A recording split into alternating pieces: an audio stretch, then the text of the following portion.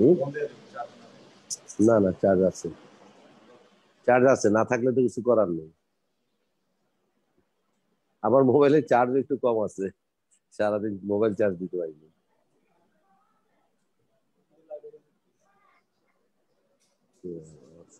Headphone খুলে ফেলতে হবে। সবাইকে স্বাগত জানাচ্ছি আজকের সংলাপে। আপনারা জানেন কোভিড-19 মহামারীতে সারা বিশ্বে মানুষ মারা যাচ্ছে। বাংলাদেশে এই মহামারীর কারণে অনেক লোক মারা যাচ্ছেন। সারা বিশ্ব জুড়ে প্রায় 8,40,000 মানুষ মারা গেছেন। আমাদের যুক্তরাজ্য সহ ইউরোপের বিভিন্ন দেশে আবারও আক্রান্ত সংখ্যা বৃদ্ধি পাচ্ছে। এদিকে বাংলাদেশে কোভিড-19, বন্যা আর দিন দিন বেড়ে চলছে বেকার সমস্যা।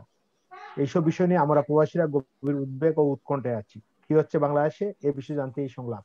এই সংলাপের মাধ্যমে দেশের সাথে প্রবাসের সংযোগ স্থাপন করার চেষ্টা করে যাচ্ছি। আমরা আজকের সংলাপে কোভিড-19 সমস্যার বিষয় নিয়ে কথা বলবো।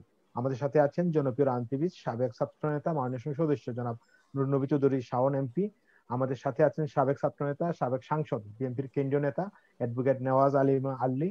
আমাদের সাথে আছেন জনপ্রিয় চিকিৎসক, হেলথ এন্ড হুপের সম্মানিত চেয়ারম্যান, বিশিষ্ট চিকিৎসক ডাক্তার লেলিন চৌধুরী। আমাদের সাথে আছেন কালের কণ্ঠের সিনিয়র রিপোর্টার নিখিল বদ্র। আমি আজকের সংলাপের শুরুতেই যাব কালের কণ্ঠের সিনিয়র রিপোর্টার নিখিল বদ্রর কাছে কোভিড-19 এর সমস্যা বিষয়ে আপডেট জানতে। ধন্যবাদ রূপক দা। আমি ধন্যবাদ জানাচ্ছি প্রবাস দর্পণকে এই সংলাপ আয়োজনের কারণে। এই সংলাপের মাধ্যমে প্রবাসীদের সাথে বাংলাদেশের জনগণের একটি সেতু বন্ধন তৈরি হয়েছে, যার মধ্য দিয়ে আমরা বাংলাদেশকে তুলে ধরতে পারছি এবং সারা বিশ্বকে জানতে পারছি। করোনা পরিস্থিতির মধ্যে আমরা শুরুতেই সাধারণত করোনার সর্বশেষ আপডেটটি জানিয়ে দিয়ে থাকি এই সংলাপে। স্বাস্থ্য অধিদপ্তরের দেওয়া তথ্যটা আমরা তুলে ধরি।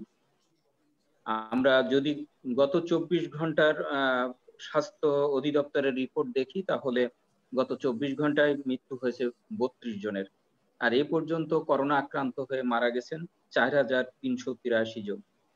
গত 24 ঘন্টায় করোনা শনাক্ত হয়েছে 2,158 জন। আর এই পর্যন্ত করোনা রোগী শনাক্ত হয়েছে 3,19,686 জন। যদিও বিভিন্ন বেসরকারি সংস্থার বক্তব্য অনুযায়ী বাংলাদেশে করোনা রোগীর সংখ্যা আরো অনেক বেশি হবে।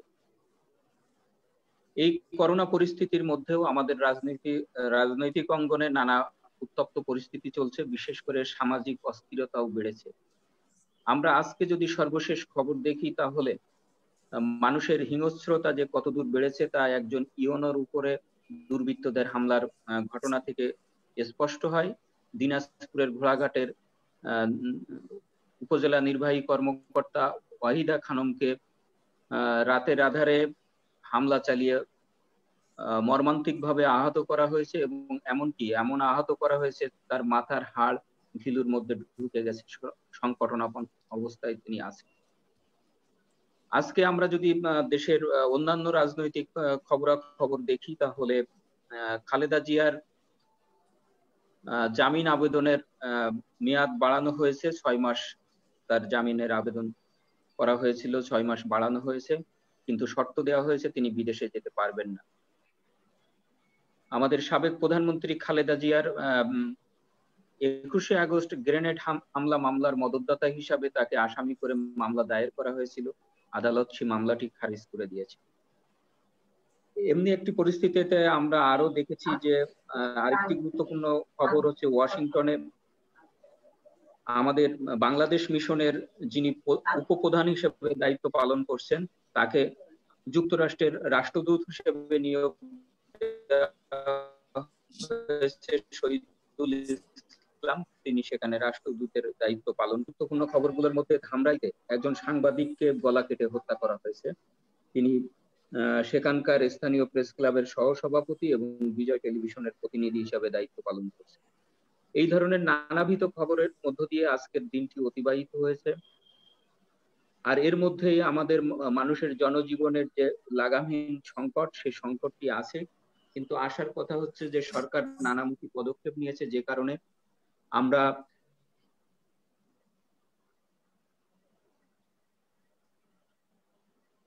পরিস্থিতি অনেকটা ফিরছে। ঠিক তেমনি ভাবে আশঙ্কার কথা হচ্ছে যে করোনা পরিস্থিতির কারণে বিশ্বের বিভিন্ন দেশে আগামীতে দেশে ফিরে আসবে বলে আশঙ্কা করা হচ্ছে। বিষয়টি নিয়ে প্রবাসী কল্যাণ মন্ত্রণালয় সম্পর্কিত সংসদীয় কমিটিতেও আলোচনা হয়েছে এবং সেখানে সংসদীয় কমিটির পক্ষ থেকে দিক নির্দেশনা দেওয়া হয়েছে তাদের বিকল্প কর্মসংস্থান এবং বিকল্প শ্রম বাজার খুঁজে বের করার জন্য। আমরা আশা করতে চাই যে আগামীতে মানুষ কর্মহীন থাকবে না, নতুন কর্মসংস্থানের মধ্য দিয়ে এই সংকট আমরা কাটিয়ে উঠতে পারবো। এইখানে বিজ্ঞ আলোচক হিসেবে আছেন আমাদের নুরুন নবী চৌধুরী শাওন, মাননীয় সংসদ সদস্য, যিনি সাবেক ছাত্র নেতা, আমাদের সাথে যুক্ত হয়েছেন বিএনপির কেন্দ্রীয় নেতা, আমাদের সাবেক ছাত্র নেতা আলিয়াপা, এবং আমাদের করোনা পরিস্থিতিতে করোনাকালীন সময়ে যিনি সরাসরি যুদ্ধ করছেন এবং শুরু থেকেই অত্যন্ত বাংলাদেশের করোনা পরিস্থিতি মোকাবেলায় দায়িত্বশীল ভূমিকা রাখছেন আমাদের ডাক্তার লেলিন চৌধুরী, যিনি চিকিৎসকদের নেতা। তাদের আলোচনার মধ্য দিয়ে আশা করছি আজকের আমাদের যে করোনা পরিস্থিতি এবং সমসাময়িক রাজনীতির বিষয় নিয়ে আমরা অনেক বেশি কিছু জানতে পারবো এবং সকল বিষয়গুলো আরো বেশি স্পষ্ট হয়ে উঠবে। সকলকে ধন্যবাদ। ধন্যবাদ কালেকন্ঠের সিনিয়র সাংবাদিক নিখিল বদ্র, নিখিল দা, ধন্যবাদ জানাচ্ছি। আমি যাব আমাদের চেয়ারম্যান হেলথ এন্ড হোপ এর চেয়ারম্যান এবং বিশিষ্ট ডাক্তার, জনপ্রিয় ডাক্তার আমাদের ডাক্তার লেলিন চৌধুরী ভাই। লেলিন ভাই, আমরা দেখতে পেলাম যে বিশেষ করে সারা বিশ্ব জুড়ে এখন যে আপনার ভ্যাকসিন নিয়ে একটা রাজনীতি শুরু হয়েছে। এই ভ্যাকসিন যে রাজনীতি বাংলাদেশ সরকারের কি করা উচিত বা কি করণীয়, আপনি কি মনে করেন? ধন্যবাদ। আমরা বাংলাদেশে করোনা নিয়ে প্রায় 180 দিন অতিক্রম করেছি। তো এই সময় মানুষের সামনে আশার বর্তিকা নিয়ে এসছে ভ্যাকসিন, এবং পৃথিবীতে বেশ কয়েকটি ভ্যাকসিন বেশ অগ্রবর্তী অবস্থায় রয়েছে। ইতিমধ্যেই রুশ ফেডারেশন তাদের ভ্যাকসিনটি তৈরি করা শুরু করেছে। অক্সফোর্ড ইউনিভার্সিটির সাথে অ্যাস্ট্রাজেনেকা ফার্মাসিউটিক্যালস তাদের ভ্যাকসিন থার্ড ফেজ ট্রায়াল শুরু হয়েছে এবং শেষ দিকে, এবং ভারতের যে সেরাম ইনস্টিটিউট সেটি তৈরি করবে। অন্যদিকে আমেরিকার যে মডার্না সেটিও থার্ড ফেজ শুরু হয়েছে এবং নভেম্বরের মধ্যেই তারা বাণিজ্যিকভাবে শুরু করবে তৈরি করা। এবং ভারতের দুটো ভ্যাকসিন, বিশেষ করে একটি ভ্যাকসিন তো থার্ড ফেজ ট্রায়াল শুরু হয়েছে, আরেকটা হবে, সেটা হচ্ছে জাইকোভ্যাক ডি। আর ভারত বায়োটেক যেটা করছে সেটারও থার্ড ফেজ শুরুর দিকে যাচ্ছে। এমন অবস্থায় ভ্যাকসিন নিয়ে আমরা কতগুলো আশার জায়গায় চলে এসেছি। এবং আমরা দেখেছি করোনা নিয়ে পৃথিবীতে যেমন এক ধরনের রাজনীতি শুরু হয়েছে, স্নায়ুযুদ্ধের উত্তরাধিকার হিসেবে করোনা রাজনীতি শুরু হয়েছিল, তেমনি ভ্যাকসিন নিয়েও পৃথিবীতে এক ধরনের রাজনীতি শুরু হয়েছে। এবং আমাদের প্রত্যাশা ছিল এবং এখনো রয়েছে, বাংলাদেশ পুরো বিষয়টাকে রাজনীতি কূটনীতির ঊর্ধ্বে রেখে এটাকে মানবিক দৃষ্টিকোণ থেকে অ্যাড্রেস করবে। এবং যদিও এরকম ঘোষণা দেওয়া হয়েছে, কিন্তু আমরা ইতিমধ্যেই দেখেছি বাংলাদেশ সরকারের স্বাস্থ্য এবং পররাষ্ট্র মন্ত্রণালয় ইতিমধ্যে কিছুটা কূটনৈতিক ফাঁদে পা দেওয়ার মতো অবস্থা তৈরি করছে। আমি দুটো উদাহরণ দিচ্ছি। একটি হচ্ছে চীনের সিনোভ্যাক যে ভ্যাকসিনটি বাংলাদেশে ট্রায়ালের জন্য অনুমোদন দেওয়া হয়েছে, এটি জুলাই মাসে এই ভ্যাকসিনটির জন্য অনুমতি চাওয়া হয়েছিল এবং 19শে July Bangladesh medical research council এটাকে বাংলাদেশে ট্রায়ালের জন্য এথিক্যাল অ্যাপ্রুভাল দেয়। বাংলাদেশে এই জাতীয় বিষয়ের যে আইন, সেই আইন অনুযায়ী BMRC Bangladesh medical research council হচ্ছে এই বিষয়ে এথিক্যাল অ্যাপ্রুভাল দেওয়ার সর্বোচ্চ প্রতিষ্ঠান। এটি দেওয়ার পরে আমরা দেখলাম স্বাস্থ্য মন্ত্রণালয় কেমন যেন একটি অস্পষ্ট ধূসর ভূমিকা পালন করলো। মন্ত্রী বললেন যে এটি আমরা টেকনিক্যাল অ্যাডভাইজারি কমিটির সাথে আলাপ করে নেব। টেকনিক্যাল অ্যাডভাইজারি কমিটি কিন্তু কোনো মতেই এই জাতীয় ভ্যাকসিনের ট্রায়াল দেওয়ার যে বৈজ্ঞানিক অ্যাপ্রুভাল এর সাথে কোনো মতেই যুক্ত না। অন্যদিকে সচিব বললেন যে এটি আমরা এখন করছি না, দুই দেশের ব্যাপার। এবং আমরা দেখলাম 19শে জুলাইয়ের পরে 27শে আগস্ট সরকার এর স্বাস্থ্য মন্ত্রণালয়ের পক্ষ থেকে এটিকে অনুমোদন দেওয়া হলো ট্রায়ালের জন্য। মাঝখানে কতগুলো দিন গেল এবং এই দিনগুলোর মধ্যে কিন্তু ট্রায়াল শুরু হতে পারত।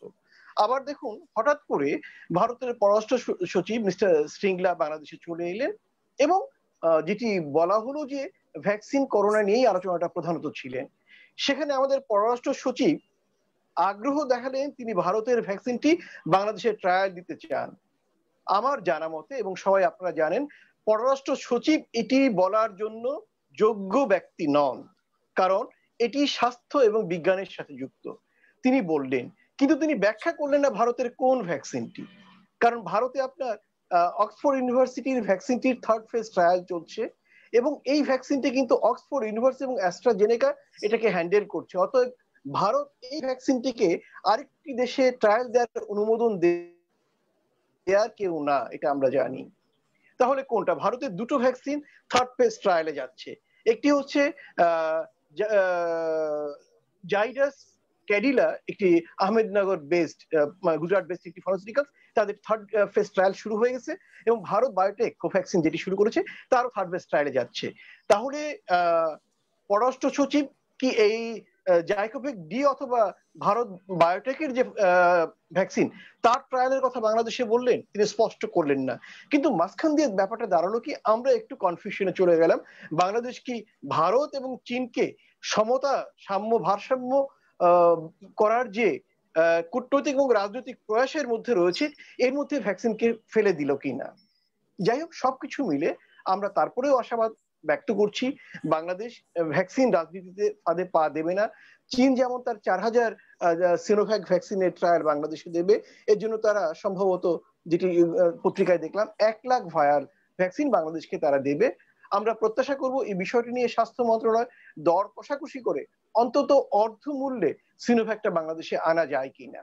আবার ইতিমধ্যেই আমরা জানি, মানে গ্লোবাল ইনিশিয়েটিভ ফর দি, মানে ভ্যাকসিন দেওয়ার জন্য যে গ্লোবাল ইনিশিয়েটিভ রয়েছে, সেখান থেকে বাংলাদেশকে তারা 20% ভ্যাকসিন দেবে বাংলাদেশের জনসংখ্যার প্রয়োজনের অনুপাতে, এবং 3% দেবে টেকনিক্যাল অর্থাৎ হেলথ পিপলের জন্য। সেটি পেতে পেতে কিন্তু আমাদের দেরি হয়ে যাবে। এখন আমরা নিজেরা টাকা দিয়ে কিনবো, না সেই গাভির যে ভ্যাকসিন তার জন্য ওয়েট করবো? এরকম অনেকগুলো প্রশ্ন সামনে রয়ে গিয়েছে। তারপরে আমরা প্রত্যাশা করব যে ভ্যাকসিন নিয়ে যে গ্লোবাল যে পলিটিক্সটা শুরু হয়েছে, যার মধ্যে সম্প্রতি গতকাল আমেরিকান প্রেসিডেন্ট WHO নিন্দাও করে ফেললেন, আমরা সেই জাতীয় ফাঁদে পা না দিয়ে প্রয়োজন হলে কিনে, অর্ধমূল্যে অথবা পূর্ণ মূল্যে কিনে হলেও যেন আমরা আমাদের দেশের যে মানুষগুলো কৃষির সাথে যুক্ত তাদের যেন আমরা অন্তত প্রতিরক্ষার ব্যবস্থা করতে পারি। এর সাথে আরেকটা ব্যাপার খুব উল্লেখ করা অত্যন্ত জরুরি, সেটি হচ্ছে মাত্র 3 দিন আগে Indian council for medical research তারা ভারতের প্রধানমন্ত্রীর উদ্দেশ্যে তাদের কতগুলো সিনিয়র সায়েন্টিস্ট এন্ড রিসার্চার একটা চিঠি লিখেছে। সেখানে তারা বলেছে ভ্যাকসিন আসবে, এর কার্যকারিতা এখনো এস্টাবলিশড হয় নাই, অতএব ভ্যাকসিনের উপর জোর না দিয়ে করোনা প্রতিরোধ এবং নিয়ন্ত্রণ কার্যক্রমকে সক্রিয় এবং সচল রাখতে হবে। দুর্ভাগ্যজনকভাবে বাংলাদেশে করোনা নিয়ন্ত্রণ এবং প্রতিরোধের কার্যক্রমটিকে ইতিমধ্যেই আমরা ঢিলেঢালা ভাব লক্ষ্য করছি, এবং স্বাস্থ্য মন্ত্রণালয় এবং অধিদপ্তরের পক্ষ থেকেও একটি অসতর্কতা আমরা লক্ষ্য করছি। ফলে বাংলাদেশে করোনা আক্রান্ত হচ্ছে, মানুষ মারা যাচ্ছে, টেস্ট কম হচ্ছে, এবং আবার লোকজন সমস্ত স্বাস্থ্যবিধি না মেনে রাস্তায় বেরিয়ে পড়ছে। সব মিলে আমরা আশঙ্কা করছি করোনা নিয়ে বাংলাদেশ একটি দুঃখজনক পরিণতির দিকে যায় কিনা। আমি এই আশঙ্কাটা এই কারণেই করছি যে আশঙ্কাটা যদি বিশেষ করে আমাদের মাননীয় সংসদ সদস্য সহ সবাই যদি মনে রাখেন, তাহলে আমরা আশঙ্কা দূর করার কাজটা এখনই শুরু করতে পারি। আমি আপাতত সবাইকে ধন্যবাদ জানাচ্ছি। ধন্যবাদ লিলিন ভাই। আবার আসলাম আছে, আমি যাব আমাদের বিএনপির কেন্দ্রীয় নেতা এবং সাবেক এমপি অ্যাডভোকেট নেওয়াজ আলী আপার কাছে। আলী আপা, আমরা যে ভ্যাকসিন নিয়ে কথা বলতেছিলাম, আপনাদের মানে বিএনপির পক্ষ থেকে আপনাদের কি পরামর্শ থাকবে এই বর্তমান সরকার ভ্যাকসিন কিভাবে, ভ্যাকসিন কি করা দরকার, বা কিভাবে? গতকালকে আমাদের একজন সাবেক বিএনপি নেতা আমাদের এসে অনুষ্ঠানে বলছিলেন যে ভ্যাকসিনের ফ্রি বিনামূল্যে যাতে জনগণকে দেওয়া হয়। আপনি কি বলবেন? ধন্যবাদ রূপক দা, আপনার এই প্রবাস দর্পণে আমাকে কথা বলার সুযোগ করে দেওয়ার জন্য। আমি এই প্রোগ্রাম থেকে বাংলাদেশ জাতীয়তাবাদী দলের জন্মদিনের সকলকে শুভেচ্ছা জানাচ্ছি। এবং ভ্যাকসিন নিয়ে যে আপনি বলেছেন যে আমার বাংলাদেশের জনগণ যেন বিনামূল্যে ভ্যাকসিনটি পেতে পারে, আমি একান্তভাবে আপনার সাথে একমত। কারণ বাংলাদেশের প্রত্যেকটা জনগণ বিনামূল্যে ভ্যাকসিন যাতে পেতে পারে সেজন্য ব্যবস্থা নিতে হবে।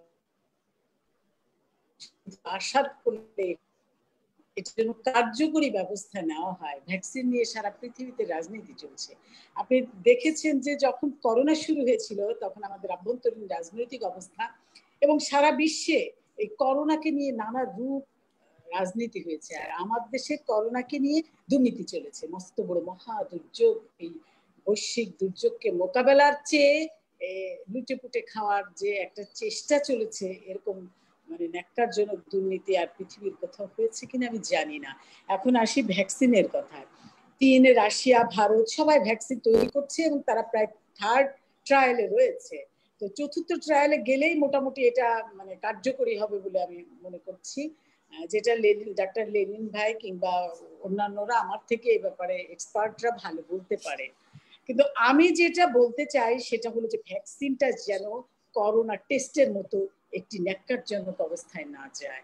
কারণ আমাদের যে ভুল হয়েছিল প্রথমে করোনা নিয়ে, আমরা সচেতন ছিলাম না, কিংবা আমরা আমাদের স্বাস্থ্যমন্ত্রীর কথা ধরুন, কিংবা আমাদের আওয়ামী লীগের আমাদের সরকার মানে সরকারি দলের যে নানা পর্যায়ের নেতাকর্মী রয়েছে, উচ্চ পর্যায়ে যারা দায়িত্বশীল ছিল তারা মানে দায়িত্বহীন মন্তব্য ছুড়ে দিয়েছেন, যা আসলে আমাদের জন্য জাতি হিসেবে অত্যন্ত দুর্ভাগ্যের কথা।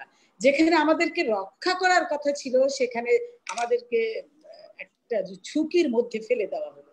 এছাড়াও আপনি জেনে থাকবেন যে শুরুতেই যে আমরা করোনা নিয়ে একটা লুকোচুরি খেলেছিলাম এবং সরকার একলা চলো নীতিতে ছিল, সেটা আমাদেরকে অনেক বেশি ভুগিয়েছে। মৃত্যুর হার সত্যিই বাংলাদেশে কম, কিন্তু বাংলাদেশের আশেপাশে অনেক দরিদ্র রাষ্ট্রসমূহ এবং যারা সচেতন ছিল তারাও কিন্তু দেখবেন যে অনেক বেশি তারা মানে সুস্থ, স্বাভাবিক এবং স্বাচ্ছন্দ্যে আছে। কারণ তারা প্রথমেই যা যা করণীয় ছিল এই করোনাকে প্রতিরোধের জন্য, তার সীমান্তকে তারা, তার এয়ারপোর্টকে তারা, তার মানে কি বলে এয়ারপোর্টকে, তারপরে জলবন্দরকে তারা মারাত্মকভাবে সুসংরক্ষিত রেখেছিল। যার কারণে এই ভাইরাসটি আমাদের নিকটতম দেশগুলোতেও এত বেশি, ইন্ডিয়ার মানে ইন্ডিয়া না, ইন্ডিয়া ছাড়া যে দেশগুলি রয়েছে আপনি জানেন, ইন্ডিয়াতে যেমন ইন্ডিয়াতে আমাদের চেয়েও খারাপ অবস্থা, কিন্তু দেখবেন রাজ্যে তারা সচেতন ছিল বলে সেখানে মৃত্যু না বললেই চলে। তো আমরা কিন্তু সচেতন ছিলাম না। সুতরাং আমাদের মানে দেখে শেখার অনেক কিছু আছে, যে আমরা থেকে শিখারও অনেক কিছু আছে, যে আমরা এই যে ভোগান্তিতে আমাদের দেশের প্রায় 4,000 লোক মারা গিয়েছে, 4,000-এরও বেশি লোক মারা গিয়েছে এই করোনাতে, এবং এটা সরকারি একটা হিসেব, এবং এর বাইরেও অনেক লোক মারা গিয়েছে এবং ভোগান্তি হয়েছে। জি আলেবা, আমার একটা প্রশ্ন, এটা হচ্ছে যে বাংলাদেশে 4,500 লোক মারা গেছে।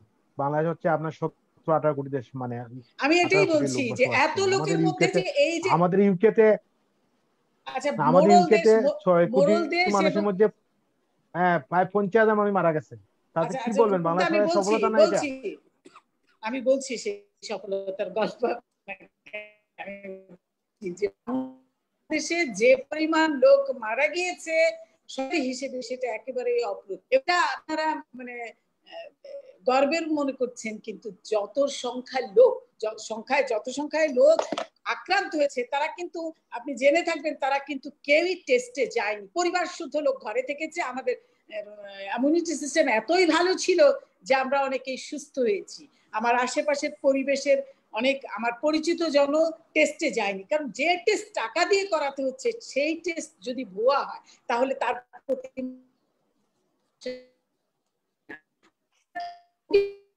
এটা কিন্তু আপনি কাগজে কলমে না দেখলেও মানুষের অন্তরে এই ভোগান্তির জন্য বিদ্বেষ জন্ম নিয়েছে। সেটাকে আপনি স্বীকার করেন চাই না করেন। আর যে দেশের কথা বলছেন, আমি বারবার বলেছি, অসচেতন থাকার কারণে অনেক মোড়ল দেশ বলা হয় যেগুলোকে, অসচেতন থাকার কারণে সেই বাঘা বাঘা রাষ্ট্রগুলি ভুগেছে অনেক, মৃত্যুর হার অনেক অনেক বেশি। সেইখানে আমার ছোট্ট মানচিত্রে গাদাগাদি করা মানুষরা কম মারা গিয়েছে। এটা আপনি বাহবা নেওয়ার কিছু নাই, এখানে কিন্তু ভোগান্তির হার কমানো যেত। আশেপাশে দেশগুলোর কথা আপনি বললাম যে আশেপাশের দেশগুলা কিন্তু মৃত্যুর হার আমার নাই বললেই চলে। তার মানে কি দাঁড়াচ্ছে, আমি যতটুকু মারা গিয়েছে সেইটুকু নিয়ে ক্রেডিট হচ্ছে, কিন্তু মোটেই মারা যেত না। এই ব্যাপারে যে আমার সচেতনতা ছিল না সেই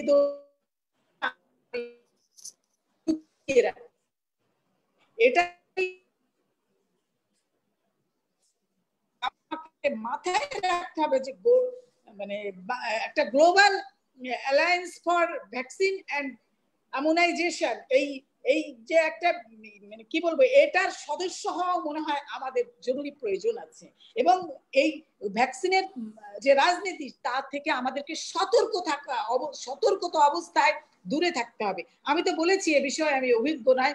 একটু আগে লেলিন্দা বলছিলেন যে এই চীন আর ভারতের যে টানাটানির মধ্যে ভ্যাকসিন পড়েছে, এটা খুবই দুঃখজনক। এটা ফাঁদে যেন আমরা না পড়ে যাই। আসলে আমাদের দরকার হলো প্রতিরক্ষা পাওয়া এবং স্বাস্থ্য বিভাগে আমাদের সুস্বাস্থ্য এবং আমরা যাতে ভালো থাকি, আমার জনগণ যাতে ভালো থাকে, এই ব্যাপারে অনেক বেশি সচেতন থাকা।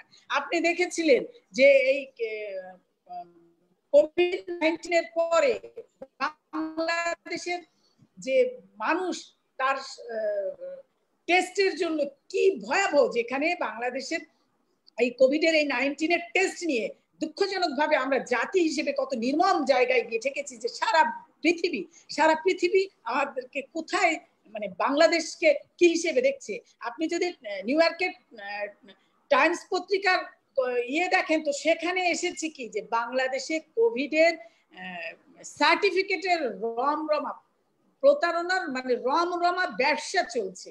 আপনি বুঝেই দেখেন যে কি অবস্থা, যেখানে স্বাস্থ্য খাতের অবস্থা এরকম, সেখানে এই পর্যায়ে এসে এই যে মানুষের ভোগান্তি হয়েছে, এর থেকে রক্ষা পাওয়ার জন্য অন্তত ভাবে ভ্যাকসিনটা যেন প্রত্যেকটা মানুষ পায়, সুবিধাটা যাতে পায়, এটা আমি আশা করতেই পারি। টেস্ট নিয়ে যেমন দুর্নীতি হয়েছে, ভ্যাকসিনের ক্ষেত্রে যেন এই দুর্নীতিটা না হয়, মানুষ যেন তার মানে হতাশা থেকে, মানুষরা, বাংলাদেশের জনগণ যে হতাশায় রয়েছে, সেই হতাশা থেকে যেন মানুষ পরিত্রাণ পায়। স্বাস্থ্য বিভাগের উপর যেন মানুষ কিছুটা হলেও ভরসা রাখতে পারে। যেই স্বাস্থ্যমন্ত্রীকে নিয়ে প্রতিদিন হাজার কথা, এই স্বাস্থ্যমন্ত্রীকে নিয়ে আপনি নিজেও জানেন যে এই স্বাস্থ্যমন্ত্রীকে নিয়ে মানে শাওন ভাই এখনকার কি বলে এমপি, এখন এমপি, ওনার উপস্থিতিতেই ওনার এই সংসদে স্বাস্থ্য বিভাগের দুর্নীতি নিয়ে কি পরিমাণ আলোচনা হয়েছে, যেই আলোচনায় স্বয়ং বাংলাদেশের প্রধানমন্ত্রী উপস্থিত ছিলেন।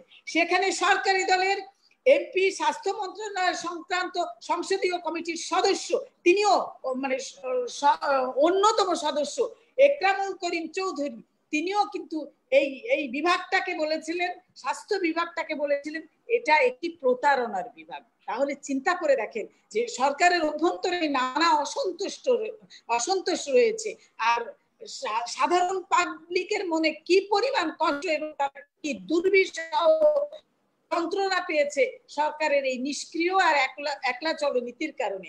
সুতরাং ভ্যাকসিন নিয়ে যেন তারা এটা না করে, এটা আমি মানে রাজনৈতিক কর্মী হিসেবে, বাংলাদেশের একজন সচেতন মানুষ হিসেবে এটা আমি আশা করতেই পারি।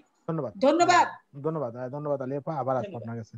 আমি যাব মাননীয় সংসদ সদস্য জননেতা জনাব নুর নবী শাওন ভাই। শাওন ভাই, আপনি তো কোভিড নিয়ে আমাদের আলিয়াপা অনেক প্রশ্ন আছে, অবশ্যই উত্তর দিবেন। আমার একটা প্রশ্ন রয়েছে, আমরা জানি বাংলাদেশে একমাত্র দ্বীপ হচ্ছে বুলা।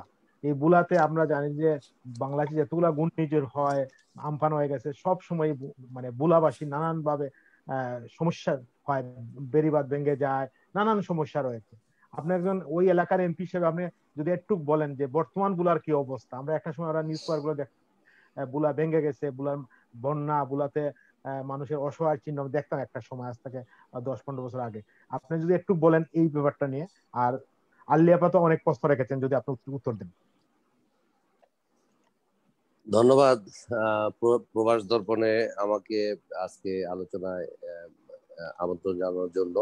আপনার মাধ্যমে আজকে আলোচক বৃন্দ এবং এই প্রবাস দর্পণ আমার নির্বাচনী এলাকার 5 লক্ষ মানুষের যারা আজকে দেখছে এবং সারা বাংলাদেশ, দেশ বিদেশে প্রবাসী ভাইরা যারা এই প্রবাস দর্পণ আজকে দেখছেন আমাদের এই আলোচনা, আমি এই প্রবাস দর্পণের মাধ্যমে সবাইকে আমি আমার ব্যক্তিগত পক্ষ থেকে আন্তরিক অভিনন্দন, শুভেচ্ছা জানাচ্ছি। পাশাপাশি শোকের মাস আমি প্রথমেই এই মাত্র শেষ করলাম আমরা গত আগস্ট মাস, দীর্ঘ 1 মাস আমরা শোক দিবসের বিভিন্ন কর্মসূচি কর্মকাণ্ড নিয়ে আমরা পার করেছি। আমরা 1975-এর 15ই আগস্টের বাঙালির সর্বকালের সর্বশ্রেষ্ঠ সন্তান মহান স্বাধীনতা স্থপতি জাতির পিতা বঙ্গবন্ধু শেখ মুজিবুর রহমানকে সপরিবারে আমরা হারিয়েছি। তাই জাতির পিতা এবং জাতির পিতার পরিবারের প্রতি আমি সশ্রদ্ধ সালাম জানিয়ে আমি আজকের আলোচনায় আমি অংশগ্রহণ করতে চাই। বিশেষ করে আমি কয়েকটি বিষয়, বিশেষ করে আমাদের যে ডক্টর লেলিন ভাই যিনি এই যে প্রশ্নটা রেখেছেন যে ভ্যাকসিন নিয়ে যেন ইন্টারন্যাশনাল যে আন্তর্জাতিক রাজনীতির মধ্যে বাংলাদেশ যেন পা না দেয়, এই বিষয়ে আমি লেনিন ভাইকে আশ্বস্ত করতে চাই। মাননীয় প্রধানমন্ত্রী আজকের যিনি বিশ্ব জননন্দিত নেতা, অত্যন্ত দূরদর্শিতা সম্পন্ন একজন প্রধানমন্ত্রী হিসাবে সারা আন্তর্জাতিক বিশ্বের, সেই উন্নত বিশ্বের রাষ্ট্রপ্রধানদের কাছে যাদের সারিতে কখনোই বাংলাদেশের মতো একটি ছোট দেশের রাষ্ট্রপ্রধান, একটি স্বল্পোন্নত দেশের রাষ্ট্রপ্রধান হিসাবে কখনোই সেই কাতারে বসতে পারেনি মাননীয় নেত্রী। কিন্তু বিভিন্ন সময় এই 10 বছরে তার আমরা দেখেছি আন্তর্জাতিক বিশ্বের সেই যারা মোরল রাষ্ট্রগুলো, যেই রাষ্ট্রের প্রধানদের কাছে সবসময় বাংলাদেশের রাষ্ট্রপ্রধানরা নত জানু পররাষ্ট্র নীতির কারণে তাদের সামনে সেইভাবে বসার সুযোগ পাইনি। আমরা আমাদের মাননীয় প্রধানমন্ত্রীকে আমরা সেই অবস্থায় দেখেছি। বিধায় আমি মনে করি যে তার দূরদর্শিতা, বঙ্গবন্ধু যেভাবে তার দূরদর্শিতা দিয়ে মুক্তিযুদ্ধের মাত্র 3 মাসের মাথায় মিত্র বাহিনীকে ভারতে ফেরত পাঠিয়েছেন, তার দূরদর্শিতা দিয়ে দেশে আসার আগেই তিনি শ্রী ইন্দিরা গান্ধীর কাছ থেকে কথা আদায় করে নিয়ে এসেছেন।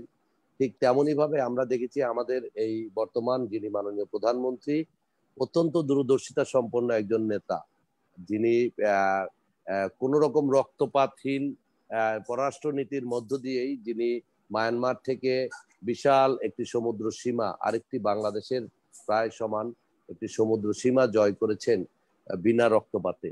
ভারতের সাথে দীর্ঘ 67 বছরের সেই ছিটমহলের সমস্যা যিনি সমাধান করেছেন। আজকে ছিটমহলবাসী মুক্ত নিঃশ্বাস নিতে পারছে স্বাধীন সার্বভৌম বাংলাদেশের মাটিতে। আজকে তারা জাতীয় পতাকা উড়াচ্ছে, বাংলা দেশের নাগরিক হিসাবে আজকে তারা সকল সুযোগ সুবিধা, নাগরিক সুযোগ সুবিধা আজকে তারা পাচ্ছে। ছিটমহলে আজকে উন্নয়নের জোয়ারে ভাসছে মাননীয় নেত্রীর উন্নয়নে। আজকে ঠিক তেমনই ভাবে আমরা দেখেছি পার্বত্য চট্টগ্রাম শান্তি চুক্তির সফলতা, এরকম অনেক অর্জন আছে যেটা মাননীয় প্রধানমন্ত্রী। তাই আমি বলবো যে তিনি অত্যন্ত বিচক্ষণ এবং দূরদর্শিতা সম্পন্ন এখন সারা পৃথিবীতে, যিনি শুধু উন্নয়নের রোল মডেল না, যিনি একজন সফল প্রধানমন্ত্রী হিসাবে যিনি তার নেতৃত্ব গুণাবলী দিয়ে তিনি এস্টাবলিশ করেছেন নিজের লিডারশিপ। তিনি আশা করি যে এই বিষয়টা ভ্যাকসিন যে গ্লোবাল ভ্যাকসিন পলিটিক্সে কিভাবে এই পলিটিক্সকে মোকাবেলা করে দেশের স্বার্থকে সংশ্লিষ্ট রেখে তিনি এই পরিস্থিতি মোকাবেলা করবেন, এই বিষয়টা আমরা মনে হয় মাননীয় প্রধানমন্ত্রীর উপর ছেড়ে দিলেই আমরা ভালো করব। কারণ বাংলাদেশের 17 কোটি মানুষের আজকের আশ্রয়স্থল মাননীয় প্রধানমন্ত্রী জননেত্রী শেখ হাসিনা। আর পরবর্তী যে বিষয়টা আর্লিয়াপার যে প্রশ্নটি আসলেই আমরা দেখেছি, হ্যাঁ আমি আর্লিয়াপার সাথে অনেক বিষয় একমত।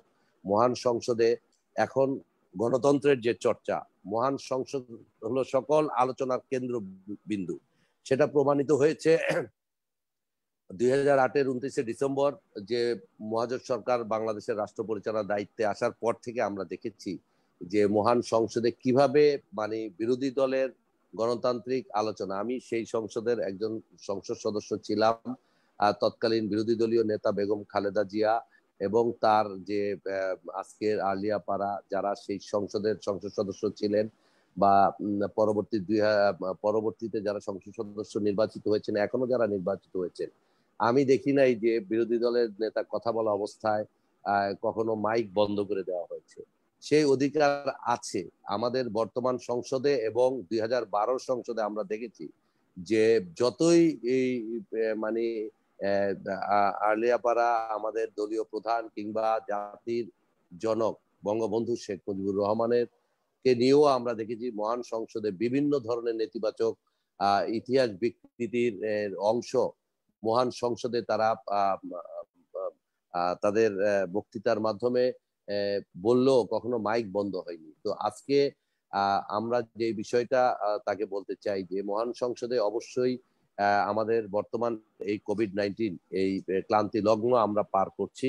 সারা পৃথিবী বিশ্ব যখন এই কোভিড-19 যখন মানব সভ্যতা ক্ষতবিক্ষত, যখন পৃথিবীর অর্থনীতি যখন বিপর্যস্ত, তখন কিন্তু মাননীয় প্রধানমন্ত্রী তার দৃঢ়তা আত্মবিশ্বাস নিয়ে এই পরিস্থিতি মোকাবেলার জন্য আমাদের মতো তার যে ক্ষুদ্র কর্মীরা বিভিন্ন এলাকায় যারা কাজ করছেন, এখানে আর্লিয়াপা কেন্দ্রীয় নেতা, আমি একজন উপজেলা আওয়ামী লীগের অর্থাৎ একজন তৃণমূলের একটি উপজেলার আওয়ামী লীগের আমি সভাপতি, আমি লালমোহন উপজেলা আওয়ামী লীগের সভাপতি হিসাবে আমার নির্বাচনী এলাকায় আমি গত প্রায় যেটা বলেছেন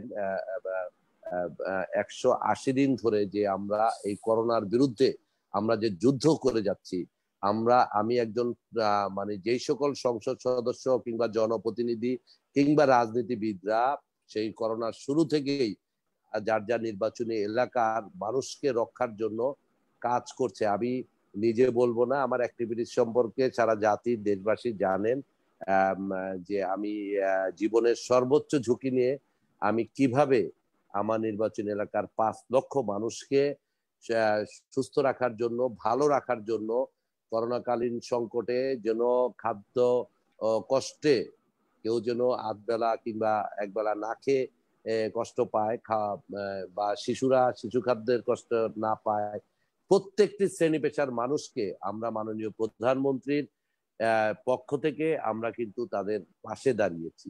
এবং এই বিষয়ে যে বিষয়টা আমি আসছিলাম, আমি হলো যে সংসদে আমরা আলোচনা করেছি, অবশ্যই নিজেদের ভুলভ্রান্তি, এটা সংসদ যে সকল আলোচনার কেন্দ্রবিন্দু সেটা আমরা প্রমাণ করেছি। যদিও আমরা দেখেছি যে আজকে বিরোধী দল বিশেষ করে আর্লিয়াপাদের দল বাংলাদেশ জাতীয়তাবাদী দল সংখ্যায় তারা কম থাকলেও তারা কিন্তু তাদের যে দলীয় নেতারা যখন স্পিচ দেয়, সমালোচনা করে, আমাদের স্পিকার তাদেরকে যথেষ্ট সময় দেয় কথা বলার জন্য, এবং তারা যে বিষয়ে আলোচনা করেছে এবং আমাদের সরকারের দলীয় যেটা এমপি সংসদ সদস্য স্থায়ী কমিটির যিনি যেটা আর্লিয়াপা বলেছেন যে স্বাস্থ্য মন্ত্রণালয়ের স্থায়ী কমিটির সদস্য আমাদের নোয়াখালীর যিনি অত্যন্ত জনপ্রিয় এমপি একরামুল চৌধুরী, তিনিও সমালোচনা করেছেন, আমাদের দলের অনেক সংসদ সদস্যরা সমালোচনা করেছেন।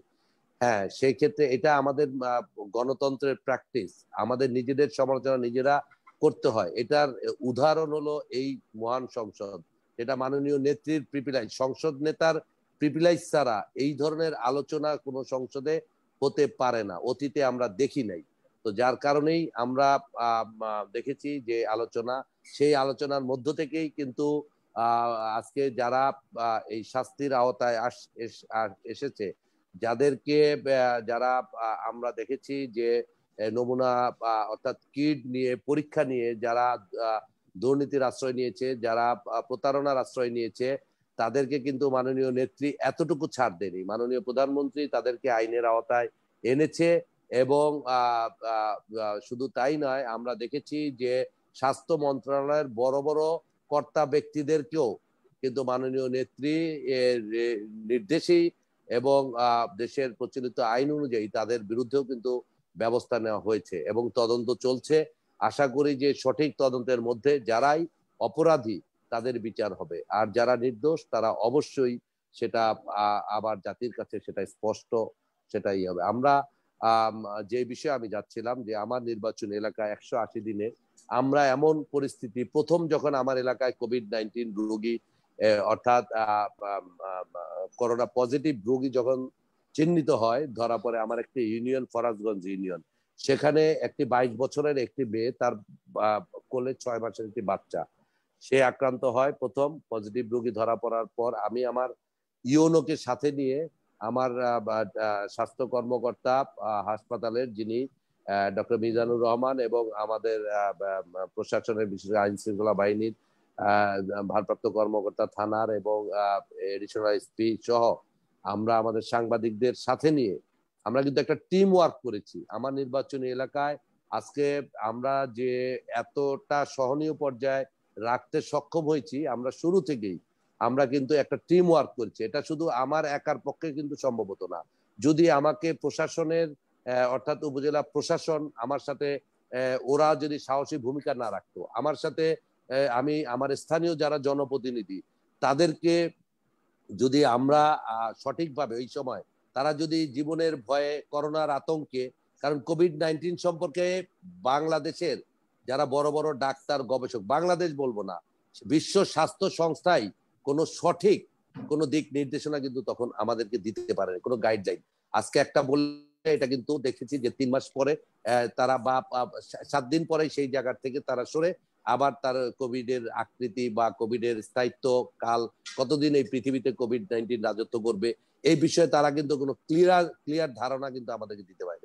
আর আমরা তো জনপ্রতিনিধি, আমরা ডাক্তার না, আমরা আমাদের জাস্ট মাননীয় প্রধানমন্ত্রী আমাদের যে যার আর প্রতি আমরা কমিটেড, তার কমিটমেন্টের উপর আস্থা রেখে আমাদের আত্মবিশ্বাস নিয়ে আমরা কিন্তু আমার নির্বাচনী এলাকার 5 লক্ষ মানুষের পাশে দাঁড়িয়েছি। আমার যতটুকু জ্ঞান, যতটুকু কোভিড সম্পর্কে ধারণা ছিল ততটুকু নিয়ে আমি ছুটে এসেছি। আমি নিজে প্রথমে নিজে মাইকিং করেছি, মাস্ক নিয়ে আমি নিজে রাস্তায় রাস্তায় মসজিদের সামনে দাঁড়িয়ে মুসল্লিদের কাছে দিয়েছি কিভাবে সামাজিক দূরত্ব বজায় রেখে তারা সালাত আদায় করবে, কিভাবে মসজিদের থেকে যারা মন্দিরে পূজার সময় তারা কিভাবে সামাজিক দূরত্ব বজায় রেখে তারা কিভাবে দুর্গা উৎসব পালন করবে। এই বিষয়গুলো কিন্তু ধর্মীয় সেন্টিমেন্ট অত্যন্ত সেন্সিটিভ বিষয় বাংলাদেশের রাজনীতিতে, কিন্তু আমরা কিন্তু সেই বিষয় আমরা দেখিনি। আমরা দেখি একটাই আমাদের কাছে ছিল, সেখানে মানবতা, বিশ্ব মানবতা, মানব সভ্যতার জন্য করোনা ভাইরাসের কাছে পরাজিত না হয় তার জন্য যা যা করণীয় আমরা আমাদের ব্যক্তিগত বা দলের ঊর্ধ্বে উঠেই আমরা চেষ্টা করেছি আমার নির্বাচনী এলাকার 5 লক্ষ মানুষ কিভাবে এই কোভিড মুক্ত থাকে এবং কিভাবে তারা সুরক্ষিত থাকে, তার পরিবার, আমাদের সমাজ এবং এই লালমোহন মানুষ কিভাবে ভালো থাকে। এই বিষয়ে আমি যে কর্মসূচিগুলো নিয়েছি আপনারা জেনে খুশি হবেন। যখন প্রথম সরকারিভাবে আমাদের যে পিপি এসেছিল তা ডাক্তারদেরকে দেওয়ার মতোই অবস্থা ছিল না। হয়তো 20 জন, আমার 2টি হসপিটালে ডাক্তারই আছে 30-35 জন, কর্মচারী সহ 50 জনের মতো। সেখানে আমরা সরকারিভাবে হয়তো 35টা পিপি পেয়েছি। আমরা মাস্ক পর্যাপ্ত পাইনি। আমরা সেই পরিমাণ আমরা ফেস শিল্ড, টেস্ট শিল্ড এগুলো আমি প্রথম সরকারিভাবে আসার আগে আমি আমার কিছু বন্ধুর কাছ থেকে, আমার গার্মেন্টস ব্যবসায়ী তাদের কাছ থেকে সহযোগিতা নিয়ে তারা আমাকে সহযোগিতা করেছে। আমি যেহেতু এইভাবে মাঠে কাজ করেছি, কাজ করলে কিন্তু সহযোগিতার হাত অনেকেই বাড়িয়ে দেয়। আমি কিন্তু আমার একার পক্ষে এইভাবে এই লালমোহন তজিমুদ্দিনের 5 লক্ষ মানুষকে মাস্ক দেওয়া সম্ভব হতো না। আমার কিন্তু একার পক্ষে লালমোহনের সাংবাদিক যারা ফ্রন্ট লাইনে থেকে আমাদের সাথে ডাক্তারদের সাথে থেকে তারা প্রতিনিয়ত আমাদের এই কোভিড-19 সমস্যা চিহ্নিত করে তারা কিন্তু তাদের যার যার মিডিয়া হাউসের মাধ্যমে এই আমাদের এলাকা সম্পর্কে, এলাকার কোভিড সম্পর্কে, এলাকার মানুষ সম্পর্কে, এলাকার মানুষকে সচেতন করার জন্য আমাদের কর্মকাণ্ড মিডিয়ার মাধ্যমে তুলে দিয়ে আমাদেরকে উৎসাহিত করেছে। তারা এই সবাই মিলে কিন্তু আমরা একটা টিম ওয়ার্ক করেছি। আজকে সেই তাদের জন্যই কিন্তু আমি পাশাপাশি সাংবাদিকদের ফেস শিল্ড দিয়েছি, মাস্ক দিয়েছি, ডাক্তারদের দিয়েছি। আমি ডিসি অফিস সহ 10টি আমাদের গুরুত্বপূর্ণ এলাকায় যেখানে মানুষের চলাচল বেশি ছিল, বিশেষ করে ডিসি অফিস, এসপি অফিস, আমাদের লালমোহন উপজেলা স্বাস্থ্য কমপ্লেক্স, থানা কমপ্লেক্স, উপজেলা কমপ্লেক্সে আমরা এই সকল এলাকাগুলিতে আমাদের যেখানে বাজার সময়ের প্রয়োজনে আমরা সাময়িক সময়ের জন্য বাজারটা আমরা সরিয়ে নিয়ে এসেছিলাম বড় বড় মাঠগুলোতে। বাজারের কাছাকাছি যে মাঠগুলো আছে সেই মাঠে সামাজিক দূরত্ব বজায় রেখে ক্রেতারা যেন প্রয়োজনীয় কাঁচা বাজার, সবজি এগুলো কিনতে পারে, ঠিক পাশাপাশি বিক্রেতারাও যেন সামাজিক দূরত্ব বজায় রেখে তারা বিক্রয় করতে পারে। এই যে বিষয়গুলো, এগুলো কিন্তু সবকিছু আমরা কিন্তু তখন যে করছি, এগুলো আমাদের আন্তরিকতা, আর এলাকার মানুষের প্রতি আমাদের যে কমিটমেন্ট, তারা যে আমাকে প্রতি 5 বছরে তিনবার তারা আমাকে তাদের এই লালমোহন তজিমুদ্দিন থেকে তারা আমাকে মাননীয় প্রধানমন্ত্রীর উন্নয়নের প্রতি আস্থা রেখে আমাকে নির্বাচিত করেছে। এই নির্বাচিত হওয়ার পর আমার যে মানুষের প্রতি যে আমার কমিটমেন্ট, সেই কমিটমেন্ট নিয়ে কিন্তু আমি কি বাঁচবো না মরবো, করোনা প্রথমে যেভাবে আক্রান্ত, যেভাবে সারা সেই উন্নত বিশ্ব যারা জ্ঞান বিজ্ঞান প্রযুক্তিতে যারা আমাদের চেয়ে অনেক অ্যাডভান্স, সেই সকল দেশে যুক্তরাষ্ট্র, ইতালি, বেলজিয়াম, ফ্রান্স কিংবা জার্মান, এই সকল দেশ, ব্রাজিল, যারা সম্পূর্ণ পরাস্ত, তারা সৃষ্টিকর্তার কাছে তখন সৃষ্টিকর্তার উপরে তারা একমাত্র নির্ভরশীল হয়ে পড়েছে। জ্ঞান প্রযুক্তি সম্পূর্ণ তারা সেখানে করোনার কাছে তারা পরাস্ত হয়ে তারা কিন্তু এক পর্যায়ে হতাশ হয়ে গিয়েছে। জার্মানের মতো শক্তিশালী ইকোনমি বেস যে রাষ্ট্র যারা ইউরোপ লিড করে, সেই জার্মানের রাষ্ট্রপ্রধান যখন বলে যে করোনা উত্তর পরিস্থিতি আমরা কিভাবে মোকাবেলা করব, সেটা গড নোজ, আল্লাহ বলতে পারবে। সেখানে সেই অবস্থায় বাংলাদেশের মাননীয় প্রধানমন্ত্রী একদিনের জন্য আমাদেরকে হতাশামূলক কোনো বক্তব্য দেয়নি। সেই অবস্থায় এই ভিডিও কনফারেন্স, এই ডিজিটাল বাংলাদেশের কারণেই আজকে আমরা করোনা পরিস্থিতি খুব সহজেই কিন্তু মোকাবেলা করতে পেরেছি। আজকে দেখেন আমি এই চরাঞ্চল, এই নদী সমুদ্র উপকূলবর্তী এই লালমোহন তজিমুদ্দিন তথা দ্বীপ জেলা ভোলায় বসে আপনাদের সাথে আজকে আমরা ভিডিও কনফারেন্সে আজকে কিন্তু এই টক শো করছি। মাননীয় নেত্রী, তখন আমরা দেখেছি যে পয়লা বৈশাখের উৎসবের দেশবাসীকে শুভেচ্ছা জানানোর উছিলায় আমাদেরকে দিক নির্দেশনা দিয়েছে। মন্ত্রী পরিষদের সভা শেষে দেখা গেছে তিনি করোনা সম্পর্কে একটা দিক নির্দেশনা দিয়েছে। ভিডিও কনফারেন্সের মাধ্যমে বিভিন্ন বিভাগীয় জনপ্রতিনিধি এবং প্রশাসনের কর্মকর্তাদের সাথে আমাদের সাথে সভা করেছে, সেখানে করোনা পরিস্থিতি সম্পর্কে তিনি দিক নির্দেশনা দিয়েছেন। এইভাবে আমাদের মাননীয় প্রধানমন্ত্রী যেভাবে অ্যাক্টিভ ছিলেন এবং তিনি 17 কোটি মানুষকে সুরক্ষিত রাখার জন্য করোনার থেকে তিনি যেভাবে মানে দিন রাত প্রত্যেকটা সেক্টরে, হ্যাঁ ভুল ভ্রান্তি হয়েছে, সম্পূর্ণ একটি নতুন পরিস্থিতির জন্য আমরা কিন্তু প্রস্তুত ছিলাম না। সেই অবস্থায় আমাদের কিন্তু একটি অনভিজ্ঞ, একটু জ্ঞান বিজ্ঞান শিক্ষার হার এবং আমাদের যে ধর্মীয় গোড়ামি, এগুলো যদি আমরা চিন্তা করি, সে উন্নত দেশের তুলনায় আমরা কিছুই না, সব দিকে আমাদের পার্সেন্টেজ অনেক কম। তো সেক্ষেত্রে আমাদের মতো এইরকম একটি উন্নয়নশীল রাষ্ট্র এত এত যতটুকু ভুল ভ্রান্তি হয়েছে, এর মধ্যে আমরা যতটুকু আমরা সহনীয় পর্যায়ে করোনাকে রাখতে সক্ষম হয়েছি, এটা কিন্তু সম্পূর্ণ মাননীয় প্রধানমন্ত্রীর দিক নির্দেশনার কারণেই আমরা সাহস পেয়েছি। আমরা এই সাহস নিয়ে, মৃত্যু ঝুঁকি নিয়ে এই দেখেন একদিকে করোনার সাথে যুদ্ধ করছি, অন্যদিকে আমাদের আমফান এসে আমাদের এই নদী সমুদ্র উপকূলবর্তী এলাকা, সেই সময় রোজার ঈদের 2 দিন আগে আমফান আঘাত হানলো, আমাদের এই যে আমার বেরি ছিঁড়ে যাচ্ছে। এর মধ্যেই কোথায় সামাজিক দূরত্ব বজায় রাখবো, কোথায় এই কি, তখন আবার এই নদী ভাঙা মানুষদের সেই চর থেকে মাইকিং করে নিজে এই সিপিবি কর্মীদের সাথে নিয়ে গিয়ে নিজে মাইক নিয়ে ঝড়ের মধ্যে বেরিয়ে গেছে বেরির পারে। সেখানে গিয়ে আমি আমার সেই বেরির লোকদেরকে নিজে মাইকিং করেছি। আমার চেয়ারম্যানরা, স্থানীয় জনপ্রতিনিধিরা সে মেঘনার তীর সংলগ্ন যে ইউনিয়ন গুলো আছে, এমনকি মধ্য মেঘনায় আমাদের যে গোটা চর মোজাম্মেল, চর জহিরুদ্দিন কিংবা চর নাসরিন, এরকম চর কচুয়াখালী, এই সকল চরের থেকে আমরা সেখানে সাইক্লোন শেল্টার করে দিয়েছিলাম বিদায় তাদেরকেও আমরা সেখানে লোক পাঠিয়ে তাদেরকে আমরা সঠিক সময় আমরা সাইক্লোন শেল্টারে তাদের আশ্রয় দিয়েছি। শুধু আশ্রয় দেই না, এই করোনার মধ্যে এই তারা যারা সাইক্লোন শেল্টারে উঠছে তাদেরকে আমাদের রাজনৈতিক দলের নেতৃবৃন্দ, আমাদের প্রশাসন এবং সিপিবির কর্মীরা সবাই একসাথে রাতভর তাদেরকে আমরা খিচুড়ি খাইয়েছি। তাদের সেখানে যেন সামাজিক দূরত্ব বজায় রেখে সেই সকল শেল্টারে যারা সাইক্লোন শেল্টারগুলোতে যারা উঠছে তাদেরকে তারা যেন সামাজিক দূরত্ব বজায় রেখে তারা যেন রাত্রি যাপন করেছে, সেই ব্যবস্থা আমরা নিশ্চিত করেছি। এবং এর মধ্যেই কিন্তু আমরা করোনা আঘাত এনেছে, বেড়ে ছিঁড়ে যাচ্ছে। রাত 3টা পর্যন্ত আমার ওয়াবদার অ্যাকশনকে আমি সাথে নিয়ে আমি পানি সম্পদ মন্ত্রণালয় স্থায়ী কমিটির সদস্য হিসাবে, কারণ আমার একটি দায়িত্ব লাইবিলিটি আমার এখানে আছে, নদী ভাঙা এই বিষয়টা যেহেতু আমাদের এই মন্ত্রণালয়ের অধীনেই এই কাজগুলো হয়, সেহেতু আমি কিন্তু নিজে ছুটে গিয়েছি এবং সেখানে রাত 3টা পর্যন্ত আমরা ভেকু লাগিয়ে জিও ব্যাগ ফেলে আমরা কিন্তু তজিমুদ্দিনের আমার নির্বাচনী এলাকা 3টি এলাকা খুবই ঝুঁকিপূর্ণ ছিল, সেখানে বেরি ছিঁড়ে যেত, যদি আমি তাৎক্ষণিকভাবে নিজে ফিজিক্যালি না যেতাম, সেখানে অ্যাকশনও আসতো না, সেখানে আমার স্থানীয় চেয়ারম্যানও সেখানে অ্যাটেন্ড করতো না। আর এভাবে 300-400 লোক নিয়ে রাতভর কাজ করে আমার লেবার লাগিয়ে দিয়ে আমরা কিন্তু সেই সময় এই নদী ভাঙা মানুষদের এই বান ভাষা জোয়ারের হাত থেকে আমরা রক্ষা করেছি।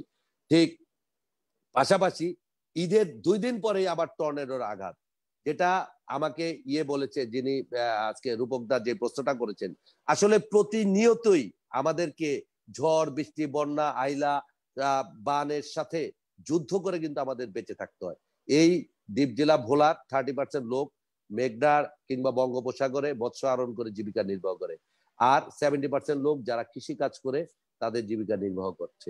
আজকে এই এক সময়ের সবচেয়ে ভোলা বাংলাদেশের মধ্যে অবহেলিত, উন্নয়ন বঞ্চিত এবং পশ্চাৎপদ একটি এলাকার নাম ছিল এই দ্বীপ জেলা ভোলা। আমার নির্বাচনী এলাকা লালমোহন তজিমুদ্দিন ছিল একটি সন্ত্রাসের অভয়ারণ্য। আপনারা সবাই জানেন 2001-এর পর 1 অক্টোবরে যে নির্বাচন অনুষ্ঠিত হয়েছিল, আমার নির্বাচনী এলাকায় যিনি তৎকালীন সাংসদ, যিনি পানি সম্পদ মন্ত্রী ছিলেন, আমি পানি সম্পদ মন্ত্রণালয় স্থায়ী কমিটির সদস্য, আর তিনি পানি সম্পদ মন্ত্রী থাকা অবস্থায় আমার নির্বাচনী এলাকা, আমি ভোলার কথা বাদ দিলাম, শুধু আমার নির্বাচনী এলাকায় যে এলাকায় যিনি পানি সম্পদ মন্ত্রী ছিলেন সে এলাকার 34 কিলোমিটার আমার হলো বেরি, আমার অর্থাৎ পূবে মেঘনা যে রিভার ব্যাংক, যেটা এখানে হলো 34 কিলোমিটার। সেই 34 কিলোমিটারের মধ্যে তিনি আধা কিলোমিটারও তিনি মানে স্থায়ী যেটা বাঁধ নির্মাণ করা, টেকসই বাঁধ, যেটা ব্লক ফেলে আমাদের মাটি দিয়ে বেরি তৈরি করে তার উপরে ব্লক জিও ব্যাগ দিয়ে একটা প্রোটেক্টিভ করি আমরা এই নদীর তীরকে, সেটাকে তিনি আধা কিলোমিটার তিনি কিন্তু প্রোটেক্ট করে যেতে পারেনি, কিন্তু তিনি পানি সম্পদ মন্ত্রী ছিলেন।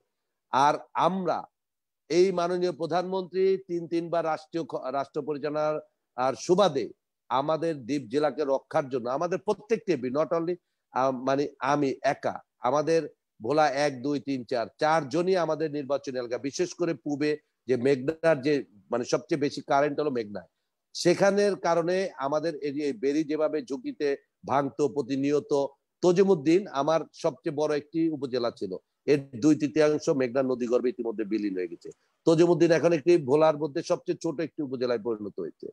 সেই তজিমুদ্দিনকে রক্ষা এবং লালমোহনকে এই 34 কিলোমিটার মধ্যে আমি ইতিমধ্যেই আমাদের যেই কাজ চলমান এখনো আছে, প্রায় 23 কিলোমিটার আমরা স্থায়ী টেকসই বাঁধ নির্মাণ আমাদের শেষ হয়ে যাবে, অর্থাৎ 34-এর মধ্যে আমরা 23 কিলোমিটার আমরা কিন্তু বাঁধ নির্মাণ করে ফেলবো। আমাদের কাজ চলমান আছে, আমরা অনেক তো প্রায় আমাদের 14 কিলোমিটার মতো আমাদের কাজ অলরেডি শেষ হয়ে গিয়েছে, বাকিটা আমাদের কাজ চলমান আছে। এটা শেষ করলে আশা করি আমরা 2টা ডিপিপি আমরা ইতিমধ্যেই পানি সম্পদ মন্ত্রণালয়ে পাঠিয়েছি, যেটা আমাদের বাকি যেই পূব দিকে মেঘনা, এই মেঘনা হাজার হাজার পরিবারকে এই ভোলার বিশেষ করে এই বলংচোরা আমাদের এই সোনাপুর, চাঁদপুর, তজিমুদ্দিন উপজেলার এই বড় বড় চাষরা ইউনিয়ন, এগুলো খুব অনেক বড় বড় ইউনিয়ন ছিল, এগুলো ভেঙে মেঘনা নদী গর্ভে চলে গেছে। এখন আমাদের তারপর লালমোহনের ধলিগড় নগর, আমাদের লর্ড হাইন্স ইউনিয়ন, গজেরা ইউনিয়ন, এগুলো কিন্তু ভেঙে আমাদের অনেক অর্ধেকের মতো আমাদের মেঘনা নদী গর্ভে চলে গেছে। আজকে আমরা এই এলাকা যদি প্রোটেক্ট না করতাম, ভোলার যে জিওগ্রাফি, আমাদের যে ভৌগোলিক আকৃতি কিন্তু শেপ কিন্তু চেঞ্জ হয়ে গেছে নদী ভাঙার কারণে। এখানে হাজার হাজার পরিবারকে আমরা মাননীয় প্রধানমন্ত্রী গুচ্ছগ্রাম আশ্রয়ন প্রকল্পের মাধ্যমে যে তাদের যে মুজিব বর্ষের যে কমিটমেন্ট, সকলের জন্য আবাসনের নিশ্চয়তা, সেই প্রোগ্রামগুলো কিন্তু আমরা করে এই মানুষের এই নিম্ন আয়ের হতদরিদ্র মানুষদের কিন্তু আমরা আবাসনের ব্যবস্থা আমরা করে যাচ্ছি, যারা এক সময় এই তৎকালীন সাংসদদের অবহেলার কারণে, এলাকার মানুষের প্রতি কমিটমেন্ট না থাকার কারণে যারা এক সময় ভূমিহীনে পরিণত হয়েছিল, তাদেরকে আবার নতুন করে স্বপ্ন দেখার তারা সুযোগ পাচ্ছে। এগুলো সবকিছুই মাননীয় প্রধানমন্ত্রীর এই যুগান্তকারী এই কর্মসূচিগুলো এই ভূমিহীন গৃহহীনদের জন্য একটি বাড়ি একটি খামার সহ বিভিন্ন ধরনের এই যারা একেবারেই সমাজের হতদরিদ্র তাদের জন্য এই প্রোগ্রামগুলো দেওয়াতে তারা আবার নতুন করে স্বপ্ন দেখছে, তারা আবার নতুন করে এদের মধ্যে উদ্যোক্তাও সৃষ্টি হচ্ছে, যারা এক সময়ের ভূমিহীন তাদেরকে বিভিন্নভাবে সরকার বিভিন্ন সহযোগিতা করছে। আপনি জেনে খুশি হবেন, আমাদের এই যে মধ্য মেঘনা চর মোজাম্মেল সহ 3টি চরে 27,000 লোক বসবাস করে, যারা নাগরিক সুযোগ সুবিধা থেকে একেবারেই বঞ্চিত ছিল, যাদের মানে ওই এলাকার বিদ্যুৎ বলেন, সেখানের মানুষ টিউবওয়েল পানির অভাবে তারা পানিবাহিত রোগে তাদের লিভার সিরোসিসের সংখ্যা অনেক বেশি। আমাদের চরাঞ্চলের মানুষের প্রতিবন্ধী শিশুর জন্মর সংখ্যা অনেক বেশি, বাল্য বিবাহের সংখ্যা অনেক বেশি ছিল। এগুলো আমরা অনেক রিডিউস করেছি, এগুলো আমরা অনেক কমিয়ে এনেছি। কিভাবে? আমাদের এই ডিজিটাল বাংলাদেশ বিনির্মাণের মাধ্যমে আজকে আমাদের যে মাননীয় প্রধানমন্ত্রীর আইটি উপদেষ্টা, আজকে বঙ্গবন্ধু সুযোগ্য দৌহিত্র সজীব ওয়াজেদ জয়, তিনি আজকে এই বঙ্গবন্ধুর মাননীয় প্রধানমন্ত্রীর যে স্বপ্নের ডিজিটাল বাংলাদেশ বিনির্মাণে আজকে তৃণমূল পর্যায়ে আমাদের চরাঞ্চলের মানুষ, আমরা কখনো স্বপ্নও দেখিনি যে ইন্টারনেটের মাধ্যমে পৃথিবী রাজধানী তো দূরের কথা, বিশ্বের সাথে আজকে আমাদের প্রজন্ম 1 সেকেন্ডে আজকে সংযুক্ত হয়ে যাচ্ছে। আজকে এই যে নগদ বিকাশ, আজকে রকেট, এইগুলোর মাধ্যমে আজকে আমাদের এই বিভিন্ন যে সরকারের যে সকল সুযোগ সুবিধাগুলো আছে, বিশেষ করে সামাজিক নিরাপত্তার আওতায় আমরা দেখেছি যে যে ভাতাগুলো আছে, আজকে গরিব মানুষ চেয়ারম্যানদের পিছনে দৌড়াতে হবে না, প্রতিবন্ধীরা তাদের কাট করে দিচ্ছে মাননীয় প্রধানমন্ত্রী, আজকে জেলেদের কাট করে দিচ্ছে মাননীয় প্রধানমন্ত্রী। আজকে এরা কিন্তু এই রকেটের মাধ্যমে, আজকে নগদের মাধ্যমে, বিকাশের মাধ্যমে মাননীয় প্রধানমন্ত্রীর যত প্রণোদনা, যত সহযোগিতা, কৃষকদের 10 টাকার অ্যাকাউন্টে চলে যাচ্ছে কিন্তু সকল সহযোগিতা, বাচ্চাদের উপবৃত্তি, শিশুদের সরকার যে ছাত্রছাত্রীদের যে উপবৃত্তি দিচ্ছে সরাসরি তাদের মোবাইল নাম্বারে, তার অভিভাবকের মোবাইল নাম্বারে চলে যাচ্ছে। অর্থাৎ মধ্যভুক্ত ভোগীরা যে সুবিধাটা নিত, চেয়ারম্যান, মেম্বার বা এদের বিরুদ্ধে যে ধরনের অতীতে অপবাদ যে এইটা ওইটা তারা নয়ছয় করতো, সেই সুযোগটা এখন থাকছে না। এগুলো সবকিছু সম্ভব হচ্ছে আজকে ডিজিটাল বাংলাদেশ। আর দেখেন আমাদের এলাকা, যে সকল এলাকায় বাল্য বিবাহের হার একসময় অনেক বেশি ছিল, এই আমার এলাকায় আমি যখন প্রথম এমপি হই, প্রতি মাসে অন্ততপক্ষে 20 থেকে 50 জন খালি বিচার আসতো, যে 9-এ পড়া, 8-এ পড়া বা মাত্র এসএসসি পরীক্ষা দিছে, 14 থেকে বা 12 বছরের মেয়েদেরকেও এই এলাকায় 9-10 বছরের মেয়েদেরকেও বিয়ে দিয়ে দিত গার্জিয়ানরা। আমার এলাকায় এই যে একটা মেয়ে, সে নিজে আমাকে ফোন দিছে, এরকম বাল্য বিবাহ, তার বাবা সে মাত্র 9-এর ছাত্রী, সে মেয়েকে বিয়ে দিতে চাচ্ছে, সে নিজে আমাকে ফোন দিছে, আমি সাথে সাথে ইউনোকে পাঠিয়ে আমার নাম্বার সে জোগায়, সে বিয়ে করতে রাজি না। ওই মেয়েকে আমি এখন পর্যন্ত পড়াই, এবং আজকে ওই মেয়ে প্রতিবার আমি আসতে, সে আমার সাথে দেখা করে, তার লেখাপড়ার সমস্ত দায়িত্ব আমি বলেছি তুমি যতদিন পড়াশোনা করবে, যেই পর্যন্ত তুমি পড়াশোনা করতে চাও, তোমার পড়াশোনার দায়িত্ব আমি নিলাম, আমি তোমাকে, ও এখন ইন্টারমিডিয়েট ফার্স্ট ইয়ার, এবার এসএসসি, সে এবার ও মাত্র মাধ্যমিক পরীক্ষায় সে পাশ করেছে এবং ভালো রেজাল্ট করেছে, সে 4 পয়েন্ট, গ্রামের মেয়ে, সে এই অবস্থায় 4 অ্যাবভ 4 সে পেয়েছে, এবং সে আমাদের মহিলা কলেজে আমি বিনা বেতনে তার পড়ার সুযোগ করে দিয়েছি, তার সমস্ত বই পুস্তক আমি কিনে দিয়েছি। তো এইভাবে আমরা কিন্তু এই বাল্য বিবাহের ব্যাপারে আমরা শক্ত হয়েছি। আমাদের এলাকায় এখন মাদক সেবন করে, কিংবা আগে যেভাবে বিভিন্ন ক্লাব এলাকায়, মার্শাল বাহিনী, বিভিন্ন বাহিনী, বীর বিক্রম বাহিনী, হকি স্টিক বাহিনী, মৌমাছি বাহিনী, এই সকল বাহিনী সদস্য হয়ে তারা সেখানে মানে তাদের রিক্রিয়েশন করতো। বিভিন্ন গার্লস স্কুল, মহিলা মাদ্রাসার সামনে তারা ইপটিজিং এর মাধ্যমে তাদের, আমাদের প্রজন্ম, তারা রিক্রিয়েশন করতো। এখন আমরা এই লালমোহন পৌরসভায় কোনো বিনোদনের জায়গা ছিল না, আমরা এখানে সজীব ওয়াজেদ জয় একটি ডিজিটাল পার্ক নির্মাণ করে দিয়েছি। সেই পার্কে আমি ফ্রি ওয়াইফাই জোন, এই গ্রামে আমাদের বাচ্চারা ফ্রি ইন্টারনেট ইউজ করতে পারবে। এটা আমাদের 100 বছরের পরের স্বপ্ন ছিল, আমরা ফ্রি ওয়াইফাই জোন করে দিয়েছি। লালমোহনের বাজারে আমরা ফ্রি ওয়াইফাই জোন করে দিচ্ছি, ছাত্রলীগ অফিসে ফ্রি ওয়াইফাই জোন করে দিয়েছি, লর্ডাইজ বাজারে ফ্রি ওয়াইফাই জোন করে দিয়েছি। ফ্রি ইন্টারনেট ব্যবহার করতেছে আজকে তরুণ প্রজন্ম। তারা তো, আমি এখানে আমাদের তরুণ প্রজন্মকে তথ্য প্রযুক্তি জ্ঞান সমৃদ্ধ করার জন্য আমি নূর নবী চৌধুরী ফ্রি আইসিটি প্রশিক্ষণ প্রোগ্রাম করাচ্ছি, যাদের ফেজ 1, ফেজ 2 দুইটি আমাদের গ্রুপে, আমাদের এই পর্যন্ত প্রায় আমরা 1000 লোককে আমরা ফেজ 1 অর্থাৎ প্রাইমারি যে কোর্সটা, প্রাথমিক যে ধারণাটা, সেই ধারণাটা আমরা দিয়ে দিচ্ছি 3 মাসের একটি শর্ট কোর্স। এবং ফেজ 2 তে যাদের মধ্যে ভালো, এই লেভেলে আমরা প্রায় 200 ছাত্রছাত্রীকে আমাদের অধ্যয়নরত অবস্থায়, যেটা কিছুদিন আগে আমার ছেলে সহ আমরা এখানে এটার দায়িত্ব নিয়ে আমরা ফেজ 2 শুরু করেছি। সেখানে আমাদের এই গ্রামের ছেলেরা তারা ওয়েব ডেভেলপমেন্ট, তারপর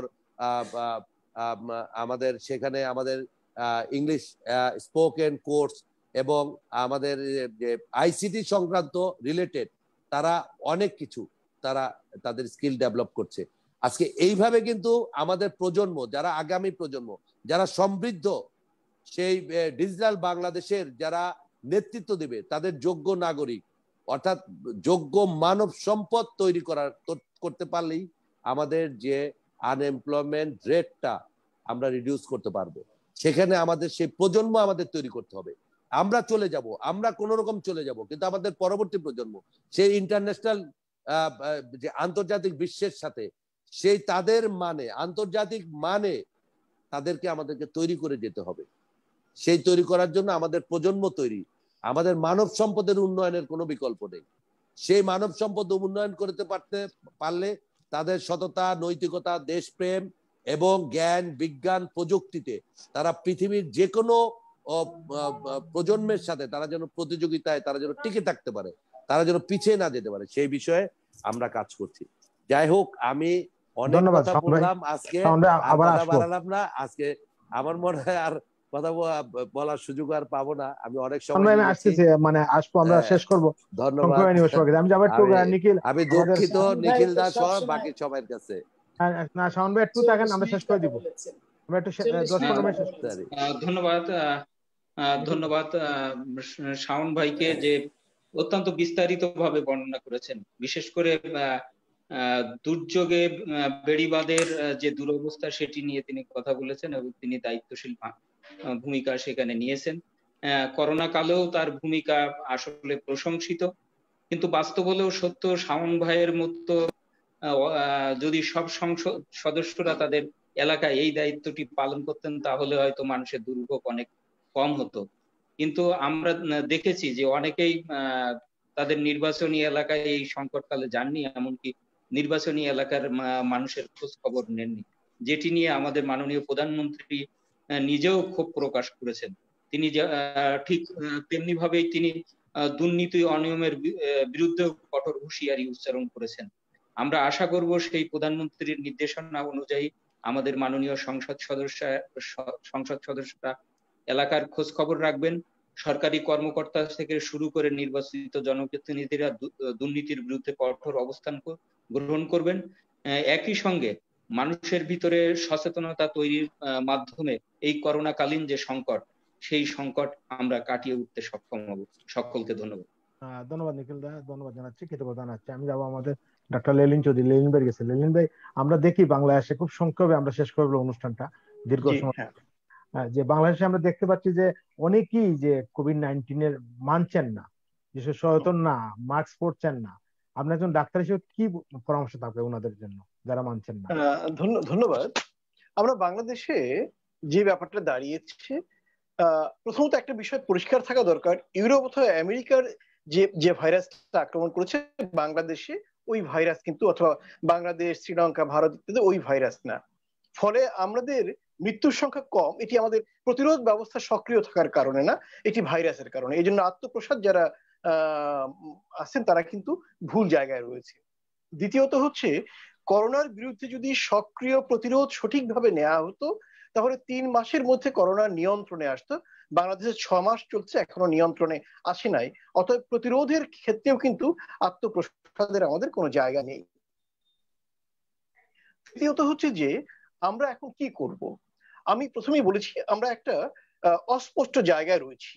ধরুন করোনা লোক মারা যাচ্ছে, এই যে এখন যে সংখ্যায় মারা যাচ্ছে, যখন প্রতিদিন 4000 শনাক্ত হতো তখনও কিন্তু একই সংখ্যায় মারা যেত। তার মানে মৃত্যুর সংখ্যা দেখে আমরা বলতে পারি যে সংক্রামিত মানুষের সংখ্যা আসলে কমে নাই, টেস্ট কম হওয়ার কারণে এটি কম আমরা পাচ্ছি। এই কারণে আমাদের মধ্যে একটি নিরাপত্তার ভ্রান্ত ধারণা তৈরি হচ্ছে, এটি একটি বিষয়। ফলে অন্যদিকে হচ্ছে কি, যখন আমাদের স্বাস্থ্যমন্ত্রী বলেন করোনা নিয়ন্ত্রণে, তখন মানুষজন তো বুঝে ফেলে যে তাহলে মাস্ক পরার, স্বাস্থ্যবিধি মানার কোনো দরকার নাই। এই জাতীয় অনেকগুলো ভুল মেসেজ, যা লিস্ট করতে গেলে বড় হবে, আমি সেটা করতে যাচ্ছি না। আমি শুধু বলতে যাচ্ছি এখনো সময় আছে। আমাদের কর্তৃপক্ষ যদি স্বাস্থ্যবিধি মানার জন্য, মাস্ক পরার জন্য মানুষজনকে উদ্দীপ্ত করার চেষ্টা করে, একই সাথে আইনি বাধ্যবাধকতা প্রয়োগ করে, তাহলে এই দুইয়ের সমন্বয়ে আমরা স্বাস্থ্যবিধি মানাতে পারবো। অন্যদিকে আমাদের জন্য যেটি এখন ফরজ, সবচেয়ে জরুরি, সেটা হচ্ছে কমিউনিটি জরিপ করা, অর্থাৎ করোনা কোন জায়গায় কতটা আছে, ধরন কি, গতি প্রকৃতি কি, যেটা বাংলাদেশে একদমই হয় নাই। তো সেই জায়গাটা জোর দেয়া, টেস্টের সংখ্যা বাড়ানো। তাহলে টেস্টের সংখ্যা বাড়ানো, কমিউনিটি জরিপ করে আমাদের কর্মকৌশলে নতুন করে পরিবর্তন আনা, একইভাবে মানুষকে স্বাস্থ্যবিধি মানার জন্য উদ্বুদ্ধ করা এবং আইনি বাধ্যবাধকতা আওতায় আনা, এই কাজগুলো যদি আমরা করতে পারি তাহলে আমরা ভবিষ্যতে অনেকটাই আশঙ্কা মুক্ত হতে পারবো। জি, ধন্যবাদ। ধন্যবাদ লিলিন ভাই, ধন্যবাদ আছি, কৃতজ্ঞতা আমার চ্যানেল ব্যস্ত সময় দেওয়ার জন্য। আমি যাবো আলিয়াবার কাছে। আলিয়াবা, শেষ আমাদের অনুষ্ঠানটাকে শেষ মুহূর্তে সংক্ষিপ্ত হবে, আপনার কি পরামর্শ থাকবে সরকারের কাছে, কি করা দরকার এই কোভিড-19 এই সময় এসে? এটা ঠিক কথা। রূপকদা, আপনি শুনছেন আমাকে? জি জি জি, শুনতে হ্যাঁ পাচ্ছি। রূপকদা, আপনি সরকারকে পরামর্শ দেওয়ার আগে আমার মনে হয় আপনাকে আজকে বলাটা খুব জরুরি হয়ে পড়েছে যে আপনার প্রোগ্রামে টাইমের একটা লিমিটেশন রাখা দরকার, যে কে কতটা কথা বলবে, এবং আপনার মনে হয় সেইভাবেই ব্রিফটা করা দরকার। কারণ আপনার প্রোগ্রামের যে সময়, তার অর্ধেকের বেশি টাইম খেয়ে নিয়েছেন আমাদের সংসদ শাওন সাহেব। তো যাই হোক, আমি শুনছিলাম। আমি আলিয়াপা একটু বলি, আলিয়াপা ব্যাপারটা হচ্ছে কি, আমরা বিশেষ করে যে বন্যা এবং যে কয়েকটা পরিস্থিতি আমপানের ফলে আমরা জানি যে দক্ষিণ অঞ্চল, বিশেষ করে খুলনা অঞ্চলে কিন্তু অনেক সমস্যা আছে। তাহলে শাওন ভাইকে সাথে ওই অঞ্চলেরই আরেকজন নেতাকে নিয়ে আসতেন, যিনি ভালো বলতে পারতেন, কারণ উনি একাধারে ওনার আগে যিনি এমপি বা মন্ত্রী ছিলেন তাকে উনি দোষারোপ করেছেন। আপনি শুনতে পাচ্ছেন কিনা প্লিজ? শাওন ভাই, আপনি আপনার সময় আমি কথা বলি না, আপনি অনেক সময় নিয়েছেন, প্লিজ যদি একটু শুনতেন আমি ধন্য হতাম আর কি। তো যাই হোক, তো শাওন ভাইয়ের বক্তৃতাটা আমি শুনছিলাম, আর আমার কেবলই মনে হচ্ছিল যে উনি নির্বাচন পূর্ব এলাকা ভিত্তিক একটি বক্তৃতা রাখছেন। এনিওয়ে, উনি ওনার বক্তৃতায় উনি একটি উন্নয়নের জোয়ার বয়ে গেছে বাংলাদেশে, এই মর্মে উনি কথা বলছিলেন, এবং উনি সকল ক্রেডিট উনি ওনার সরকার প্রধানকেই দিচ্ছিলেন। তো আপনাকে শুধু আমি একটু কথাই বলতে চাই, এবং উনি বলতেছিলেন যে এই যে সংসদে সাংসদরা কথা বলতে পারেন, বা এই কয়েকজন বিরোধী দলীয় নেতা কর্মীরা যে সংসদে কথা বলতে পারে, তো উনি যেটা বলছিলেন যে সেটা হচ্ছে গণতন্ত্রের একটা চর্চার জায়গা। তো আমি শুধু একটু মনে করিয়ে দিতে চাই যে স্বাধীনতার পর থেকে আওয়ামী লীগ বিরোধীদের নিশ্চিহ্ন করার রক্তাক্ত কর্মসূচি পালন করে এসেছে, আর এই 12 বছরের দুঃশাসনে সীমাহীন লুটপাট, টাকা পাচার, ব্যাংক লোপাট, বিচার বহির্ভূত হত্যা, গুম, এগুলি ক্রমাগতই আমরা কিন্তু দেখতে পেয়েছি। আর বেপরোয়া দুর্নীতি আওয়ামী লীগের, যেটা, সেটা আওয়ামী লীগের হচ্ছে একটা অলিখিত দলীয় ইস্তেহারের মতো ভাই। তো এখন আমি গণতন্ত্রকে তারা অলরেডি কবরে পাঠিয়েছে, এবং খুব সুন্দরভাবে উনি বললেন যে বাংলাদেশ একটি সুযোগ সুবিধা, এই গণতান্ত্রিক সুযোগ সুবিধা বাংলাদেশের নাগরিকরা ভোগ করছে। কিন্তু আমরা তো দেখতে পাচ্ছি যে কোড অফ সাইলেন্স নীতি অবলম্বন করে বিরোধীদের মত প্রকাশের স্বাধীনতাকে বহু আগেই কবজায় নিয়ে ফ্যাসিবাদী হয়ে উঠেছে দিনকে দিন এই গভর্নমেন্টটি। মানুষের জীবনের কোনো নিরাপত্তা নাই, কর্মসংস্থানের অভাব, লক্ষ লক্ষ মানুষ বেকার হয়ে পড়েছে। বিশেষ করে কোভিড এর পরে এই বেকারত্ব আরো বেশি বেড়ে গিয়েছে। তো যাই হোক, সামাজিক অবক্ষয়, এই যে একটু আগে নিখিলদা বোধহয় বলেছেন যে আমাদের এক কি বলে উপজেলা নির্বাহী কর্মকর্তার এখন কি অবস্থা। আমরা মাত্র কয়েকদিন আগে দেখলাম দুজন মা এবং তার মেয়েকে নিয়ে কিভাবে দড়ি বেঁধে একটা আওয়ামী লীগের ইউপি চেয়ারম্যান কিভাবে নির্যাতন করছে। তো সামাজিক অবক্ষয়, নারী শিশু নির্যাতন, ক্রসফায়ার, মনুষ্যত্বহীন বর্বর হয়ে মানে হয়ে উঠেছে এই সরকার। আর উনি আরো বলেছেন যে করোনার শুরুতে ওনারা অনেক বেশি সচেতন ছিলেন, যার জন্য বিশেষ করে শান ভাই তার এলাকায় হয়তো অনেক সচেতন ছিলেন, যেটা আমার জানার, যেটা আমি জানি না, যে এই জিনিসটা ওনার এলাকার অন্য কাউকে নিয়ে আসলে তিনি ভালো করেই বলতে পারতেন। বাংলাদেশে কিন্তু ফ্রন্ট ফাইটার, করোনার এই কোভিড-19 এর ফ্রন্ট ফাইটার 100 জনের উপরে ডাক্তার মারা গিয়েছে শুধুমাত্র দলীয়। ওনার আমিন সাহেব, যে কি বলে কমিটির উপপ্রচারক সম্পাদক, তার একটি ভুলের কারণে এবং একটি দুর্নীতি, বাংলাদেশে পিপি মাস্ক নকল হওয়ার কারণে আমরা 100 জন ডাক্তারকে আমরা হারাতে, মানে পৃথিবীর ইতিহাসে এটা নাই। ওনারা তো অনেক কিছু করে ফেলেছেন বাংলাদেশে, কিন্তু এইটা পুলিশ মারা গিয়েছেন অনেকজন, আর সাধারণ নেতাকর্মী তো ওনাদের মারা গিয়েছে, আমাদের আরো বেশি মারা গিয়েছে। সেই করোনার মতো জায়গায় উনি অনেক মাস্ক বিতরণ করেছেন, অনেক কিছু করেছেন, কিন্তু আমফানের কথা উনি বলেছেন। উনি নিশ্চয়ই সচেতন নাগরিক। ওনার মনে আছে যে আমফানের সাতক্ষীরায় আমাদের জেলার নেতৃবৃন্দকে কিভাবে টান দেওয়ার অপরাধে অপদস্থ করা হয়েছে, আমাদের নারী কর্মী নূরজাহান পারভিন ঝর্ণাকে শারীরিকভাবে লাঞ্ছিত হতে হয়েছে। তো কিছুরই কিন্তু বিচার হয়নি। আর উনি বলছেন যে বিচারের সংস্কৃতি কেবলমাত্র ওনার দলেই আছে, উনি এটা আত্মতৃপ্তি পেতে চেয়েছেন সেইখানে। আমরা শাহেদের কোনো বিচার দেখি নাই, আমরা এর আগে পাপিয়া কোনো বিচার দেখি নাই।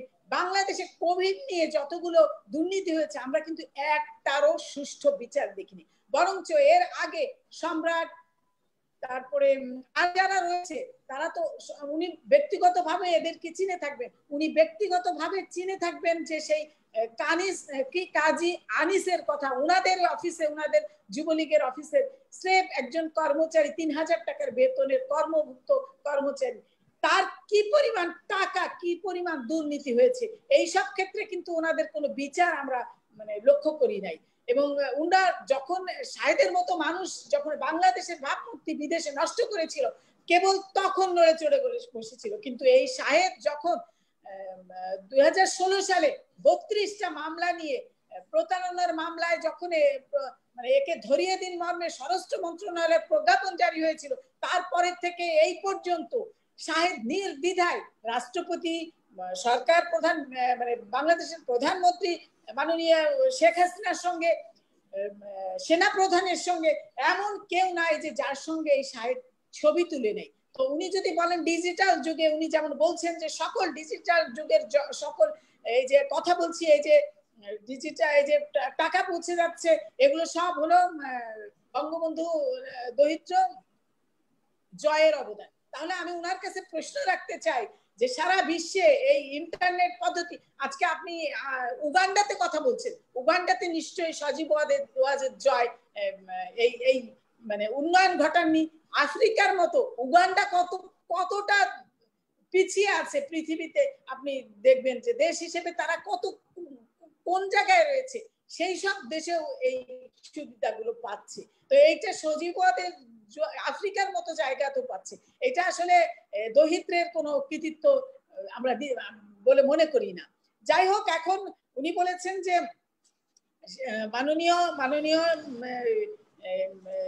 মানে প্রধান মন্ত্রী অনেক কিছু উন্নয়ন করেছেন, কিন্তু আমরা তো জানি যে সকল উন্নয়ন কেবল কসমেটিক্স উন্নয়ন এবং ওনার দলের নেতা কর্মীদের অর্থনৈতিক উন্নয়ন। নত যেন পররাষ্ট্র নীতির কারণে আমরা ফেলানির লাশকে ঝুলে থাকতে দেখেছি। অতি সম্প্রতি চীনের সঙ্গে ভারতের যখন কিছুটা মানে মনোমালিন্য শুরু হলো, তখন আপনি দেখে থাকবেন যে কেউ একজন আমাদের পররাষ্ট্রমন্ত্রী বললেন যে জামাই বউয়ের সম্পর্ক হচ্ছে ভারতের সাথে আমাদের। আর সেই সময়ে আপনি আরো দেখে থাকবেন যে এই সুবাদে চীনকে কিছু করতে পারছে না বলে, যেমন হাজবেন্ডরা গড় গোবিন্দ হাজবেন্ডরা বাইরে গন্ডগোল করে এসে ঘরে বউকে পিটে, ঠিক তেমনি ভাবে ভারত বাংলাদেশে মাত্র কয়দিনে কতগুলা বর্ডার কিলিং হয়েছিল। বাংলাদেশ কিন্তু একেবারে নিশ্চুপ ছিল,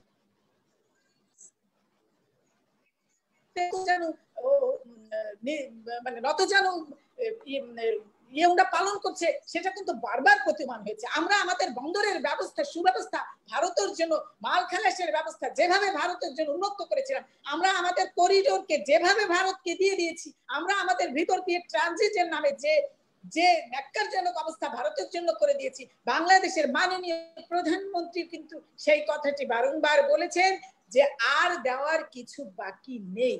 তার মানে দাঁড়ালো যে আমরা পররাষ্ট্র নীতিতে শুধু দেওয়ার সংস্কৃতিতে আছি। এবং সংসদ, আপনি বলেছেন যে সংসদে কথা বলতে পারে, কারো মাইক বন্ধ করে দেওয়া হয় না এই সরকারের আবার। এই সংসদটি গঠিত হয়েছিল, এই সরকার কিন্তু গঠিত হয়েছিল কিন্তু বিনা ভোটে, কারণ রাতের সরকার, আমরা বলি মিডনাইট সরকার। এই সরকারটি কোনো গণতান্ত্রিক সরকার নাই, বহু আগে এই সরকার তার গণতান্ত্রিক মানে চরিত্রকে হারিয়ে ফেলেছে। এটা আপনি দেখবেন যে সেই 71 থেকে 75 যে বাকশাল গঠন করেছিলেন, আজকের এই বাংলাদেশ কিন্তু ডিজিটাল বাকশালে পরিণত হয়েছে। আজকেও কিন্তু সেই 71 থেকে 75 অবতারণা হয়েছে বাংলাদেশের গণতন্ত্রের ক্ষেত্রে। গণতন্ত্রের চর্চা নাই বললেই চলে। সংসদ বয়কটের যে সংস্কৃতি, এটা কিন্তু সর্বপ্রথম আওয়ামী লীগ এনেছিল বাংলাদেশে। আর মন্ত্রীদের অযোগ্যতার প্রশ্নে যে কথা বলেছে আপনি, এটা বাহবা পেতে চেয়েছেন শাওন ভাই, আমি অত্যন্ত লজ্জিত। যেই সংসদে আপনি ছিলেন, সেই সংসদে যখন স্বাস্থ্যমন্ত্রীকে নিয়ে কথা বলা হয় আর আপনি ফিল করেন যেটা গণতান্ত্রিক, তখন সত্যি আপনার মেধা সম্পর্কে আমার যে ধারণা ছিল সেটা পাল্টে যায়। কারণ আপনি বলেন যে প্রাইম মিনিস্টার বলাটা এটাই গণতন্ত্র, বলাটা গণতন্ত্র নয়। আমি বলতে চাই যে পদক্ষেপটা কি নিয়েছেন। যদি সংসদীয় নেতা বসে কথা শুন, আলিয়াপা আমরা মানে আজকে অনুষ্ঠানটা শেষের পর্যায়ে, আলিয়াপা আমরা আজকে ওই আমি রূপকটা, আপনি কিন্তু আমাকে সময় দেন না, আমি শেষ করছি। আমি কোনো বাদানুবাদিতে যাচ্ছি না, আমি শুধু ওনার প্রশ্নের উত্তরটা অতি পোলাইটলি দিচ্ছি। এই সরকার কি উচিত ছিল না এই অথর্ব অযোগ্য স্বাস্থ্যমন্ত্রীকে পদত্যাগ করানোর জন্য বলা?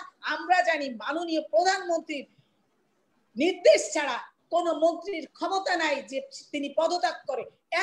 এত অভিযোগ থাকার পরেও আমরা জানি যে উনি এখনো উনার ছেলে যে দুর্নীতি করেছে স্বাস্থ্য বিভাগে, আমি বলতে চাই না, আমি অত্যন্ত মানে দুঃখের সঙ্গে বলছি যে প্রয়াত স্বাস্থ্যমন্ত্রীর ছেলে যেভাবে সারা পৃথিবীতে বিবিসিতে তার ঠিক তেমনিভাবে এই সরকারের বর্তমান স্বাস্থ্যমন্ত্রী সম্পর্কে এত অভিযোগ থাকার পরে যা প্রাইম মিনিস্টার নিজে জানেন, নিজে শুনেছেন সেই সংসদ, তিনি যদি সেই ব্যবস্থাটা নিতেন তাহলে আজকে আমার কোনো কথা থাকতো না। তিনি কিন্তু সেই পদক্ষেপটি নেন নাই।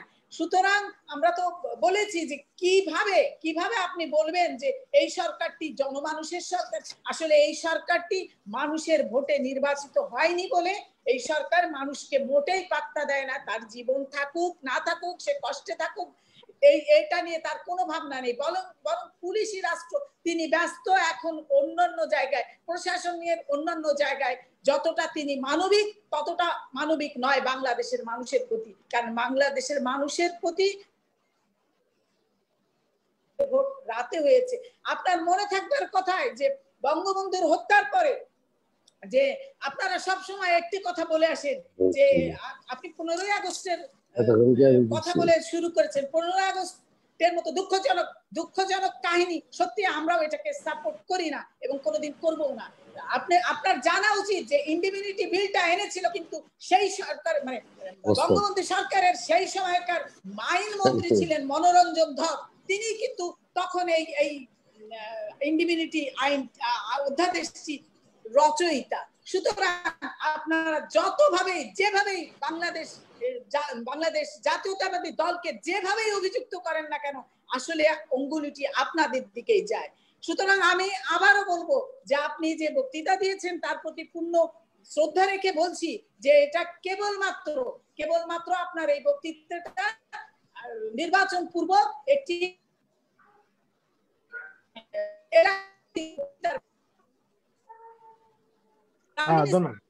ধন্যবাদ আলিফা। বললেন আমি কিন্তু সেইভাবে নিতে পারছি না। যদি নিয়ন্ত্রণ করতেন, যদি শতবার্ষিকী পালনের নামে দেশে এই ভাইরাসকে না ঢুকাতেন, তাহলে কিন্তু আজকে এই এত কথার অবতারণা হতো না। আজকে দুজনই, একজন ডাক্তার এখানে ক্রমাগত প্রতিদিনই তিনি ধারাভাষ্য মতো বলে যান, কারণ না বললে তো হয় না। রূপচাঁদ দাকে অসংখ্য অসংখ্য ধন্যবাদ যে তিনি একজন ডাক্তার রাখেন, এটাকে আমি সত্যি সাধুবাদ জানাতে চাই। এবং একজন সাংবাদিকও রাখেন, তিনি এই প্রেক্ষাপট নিয়ে, কোভিডের প্রেক্ষাপট নিয়ে আমাদের দুজনের তর্ক বিতর্কের মাঝে ব্যাপক আলোচনা করেন, বরং তাদের আলোচনাটাই বাংলাদেশের জনগণের সপক্ষে যায় অনেক সময়। ধন্যবাদ আলিয়াপা, ধন্যবাদ জানাচ্ছি। ধন্যবাদ ধন্যবাদ, কৃতজ্ঞতা। জি জি ধন্যবাদ। আপনি বলে দিবেন প্রোগ্রাম শুরুর আগে যে সময়টাকে কেমন পাবে, তাহলে আমাদের জন্য সুবিধা হয়, কারণ আমাদেরও দর্শকরা থাকে, তারা জানতে চায় যে আমরা কি বলছি। আলিয়াপা, আমি যাবো একটু আমাদের মাননীয় সংসদ সদস্য রবি চৌধুরী শাওন ভাইকে। শাওন ভাই, অনুষ্ঠানের শেষ পর্যায়ে আপনার শেষ বক্তব্য, অনেক প্রশ্ন রেখেছেন আমাদের আলিয়াপা। আমি কোন প্রশ্নই রাখিনি, কেবল ওনার কথার উত্তর দিয়েছিলাম। ধন্যবাদ। আসলে আমি সময়টা তুলনামূলক একটু বেশি নিয়েছিলাম, অনেক বেশি নিয়েছেন, কিন্তু দুইবারের সময় অসুবিধা নেই। আলিয়াপারে খুশি করে দেবে শাওন ভাই, এবার কম বলে আলিয়াপারে খুশি করে দেবে। আলিয়াপা এবার দুইবারের সময় নিয়ে আপনার দুইবারের সময়, আপনার দুইবারের সময় কি আমার একবারের সময় হয়েছে? না, সেটা একটু আমি জানতে চাই। ও দুইবার মিলেও হয় নাই? না, আচ্ছা, আপনি না, প্রশ্নই ওঠে না। 40 মিনিট আমি বলি, আপনি দেখেন। আচ্ছা, টাইমিংটা আমি পরে আপনার সাথে টেলিফোনে ছেড়ে নিব। ব্যাপক দর্শক আপনার প্রতি খুশি আছে, কারণ আপনি এলাকা নিয়েই বলেছেন। আমি তো এলাকা নিয়েই আছি। আমার কমিটমেন্ট আমার লালমোহন তজিবুদ্দিনের মানুষকে নিয়ে। আমি বললাম, আপনি তো কেন্দ্রীয় নেতা, আপনি কেন্দ্রীয় জাতীয়বাদী দলের হলো তো সৎরান সমাজ কল্যাণ সম্পাদক, আমি হলাম লালমোহন উপজেলা আওয়ামী লীগের সভাপতি, তা আমি হলাম তৃণমূলের নেতা। আমি তো তৃণমূল নিয়ে আছি, অর্থাৎ আমার লালমোহন তজিবুদ্দিনের 5 লক্ষ মানুষকে নিয়ে আমার আমিও তৃণমূল থেকে উঠে এসেছি, কিন্তু আপনি জানেন আমি একটা কলেজের ভিপিও ছিলাম। আমি জানি আপনার ইতিহাস আমি জানি না। আপনি যখন তৃণমূলে, আমিও তৃণমূলের নেতা, তখন রাজধানী ঢাকায় করছি, এখন লালমোহন তজিবুদ্দিনে। এই রাজধানী থেকে আমার নির্বাচন এলাকায় আমি এখন এসে কাজ করতেছি। যাই হোক, আপনার সময় আর নেব না, কারণ কালকে সকালে আমাদের ভোলায় এই যে বেরি বললাম, যেটা যে এই টেকসই বেরি নির্মাণের জন্য আমাদের মাননীয় গণপ্রজাতন্ত্রী বাংলাদেশ সরকারের মাননীয় পানি সম্পদ প্রতিমন্ত্রী মহোদয় আসবেন। আমার ভোর 7:30 আবার যেতে হবে ভোলায়। তাকে রিসিভ করে তাকে নিয়ে আবার আমার বেরির পারে আমরা সারাদিন কালকে এখানেই থাকবো। যাই হোক, আমি কথা খুব অল্প ভাবেই, যেহেতু আমি সময় আগে বেশি নিয়ে গেছি, আমি আসলেই আজকের প্রবাস দর্পণ সহ সবাই, আজকে যারা আলোচকবৃন্দ, সবার কাছে আমি দুঃখ প্রকাশ করছি।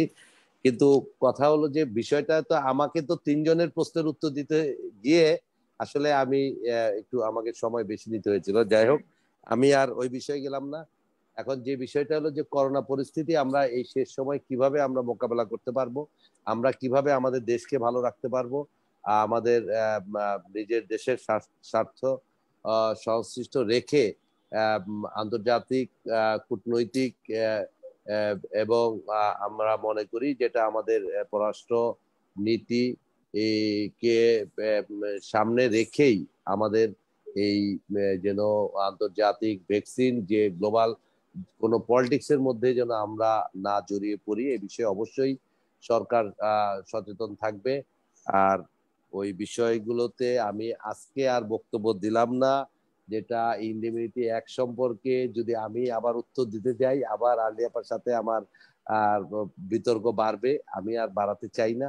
আমি শুধু একটি কথাই বলবো, না আপনি যে বিষয়টা বলছেন, এই ইতিহাস বলতে গেলে আফটার 75 টু ধরেন যে একদম 96 বিফোর 15ই ফেব্রুয়ারি নির্বাচন, কর্নেল ফারুক সাহেব যে বঙ্গবন্ধুর আত্মস্বীকৃত খুনিদের যেভাবে মানে বাংলা জাতীয় সংসদের বিরোধী দলের আসনে, নেতার আসনে বসানোর যে প্রক্রিয়া, এগুলোর মধ্যে অনেক ইতিহাস বিকৃতি, যুদ্ধপরাধীদের যেটা পুনর্বাসন, 71-এর যে পরাজিত শক্তিকে আবার পুনর্বাসিত করার জন্য গোলাম আজমদের দেশে ফিরিয়ে আনার প্রক্রিয়া, এগুলো কিন্তু খন্দকার মোস্তাক সরকাররা করেনি।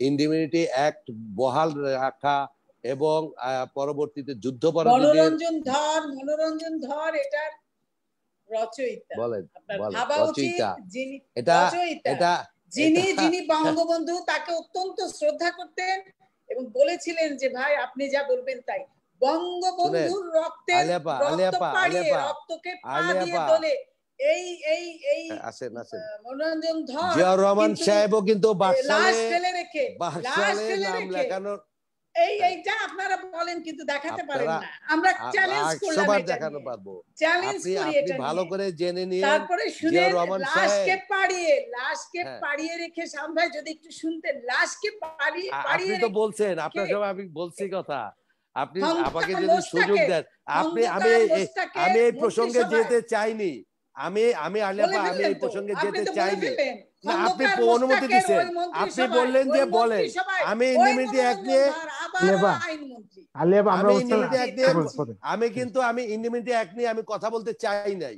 আপনি বলছেন যে বলেন, আপনি আমাকে বলার জন্য যখন অনুরোধ করছেন তখন আমি কিন্তু এটার বিষয়টা উঠাইছি, নাহলে আমি ইন্ডিমিউনিটি অ্যাক্ট বা আফটার 75 কারণ আমি জানি আমাদের আপনি ভুল বলবেন, সেটা আমি তৎকালীন সেক্টর কমান্ডার আমাদের মানে জেনারেল জিয়া সাহেব যিনি আপনাদের জাতীয়তাবাদী দলের প্রতিষ্ঠাতা, তার প্রতি শ্রদ্ধা রেখে আমি বলবো যে তার অ্যাক্টিভিটিসটা আমি কিন্তু আনতে চাইনি। আপনি বলছেন বিধায় আমি শুধু ইন্ডিমিউনিটি অ্যাক্টের মধ্যেই সীমাবদ্ধ না, ইতিহাস বিকৃতি আমরা যা দেখেছি আমাদের প্রজন্ম থেকে প্রজন্মকে বিভ্রান্ত করা, আপনার মুক্তিযুদ্ধের যে বিরোধী চিহ্নিত রাজাকার গোলাম আজম নিজামীদের গাড়িতে পতাকা দেওয়া, এগুলো যে মুক্তিযুদ্ধের চেতনাকে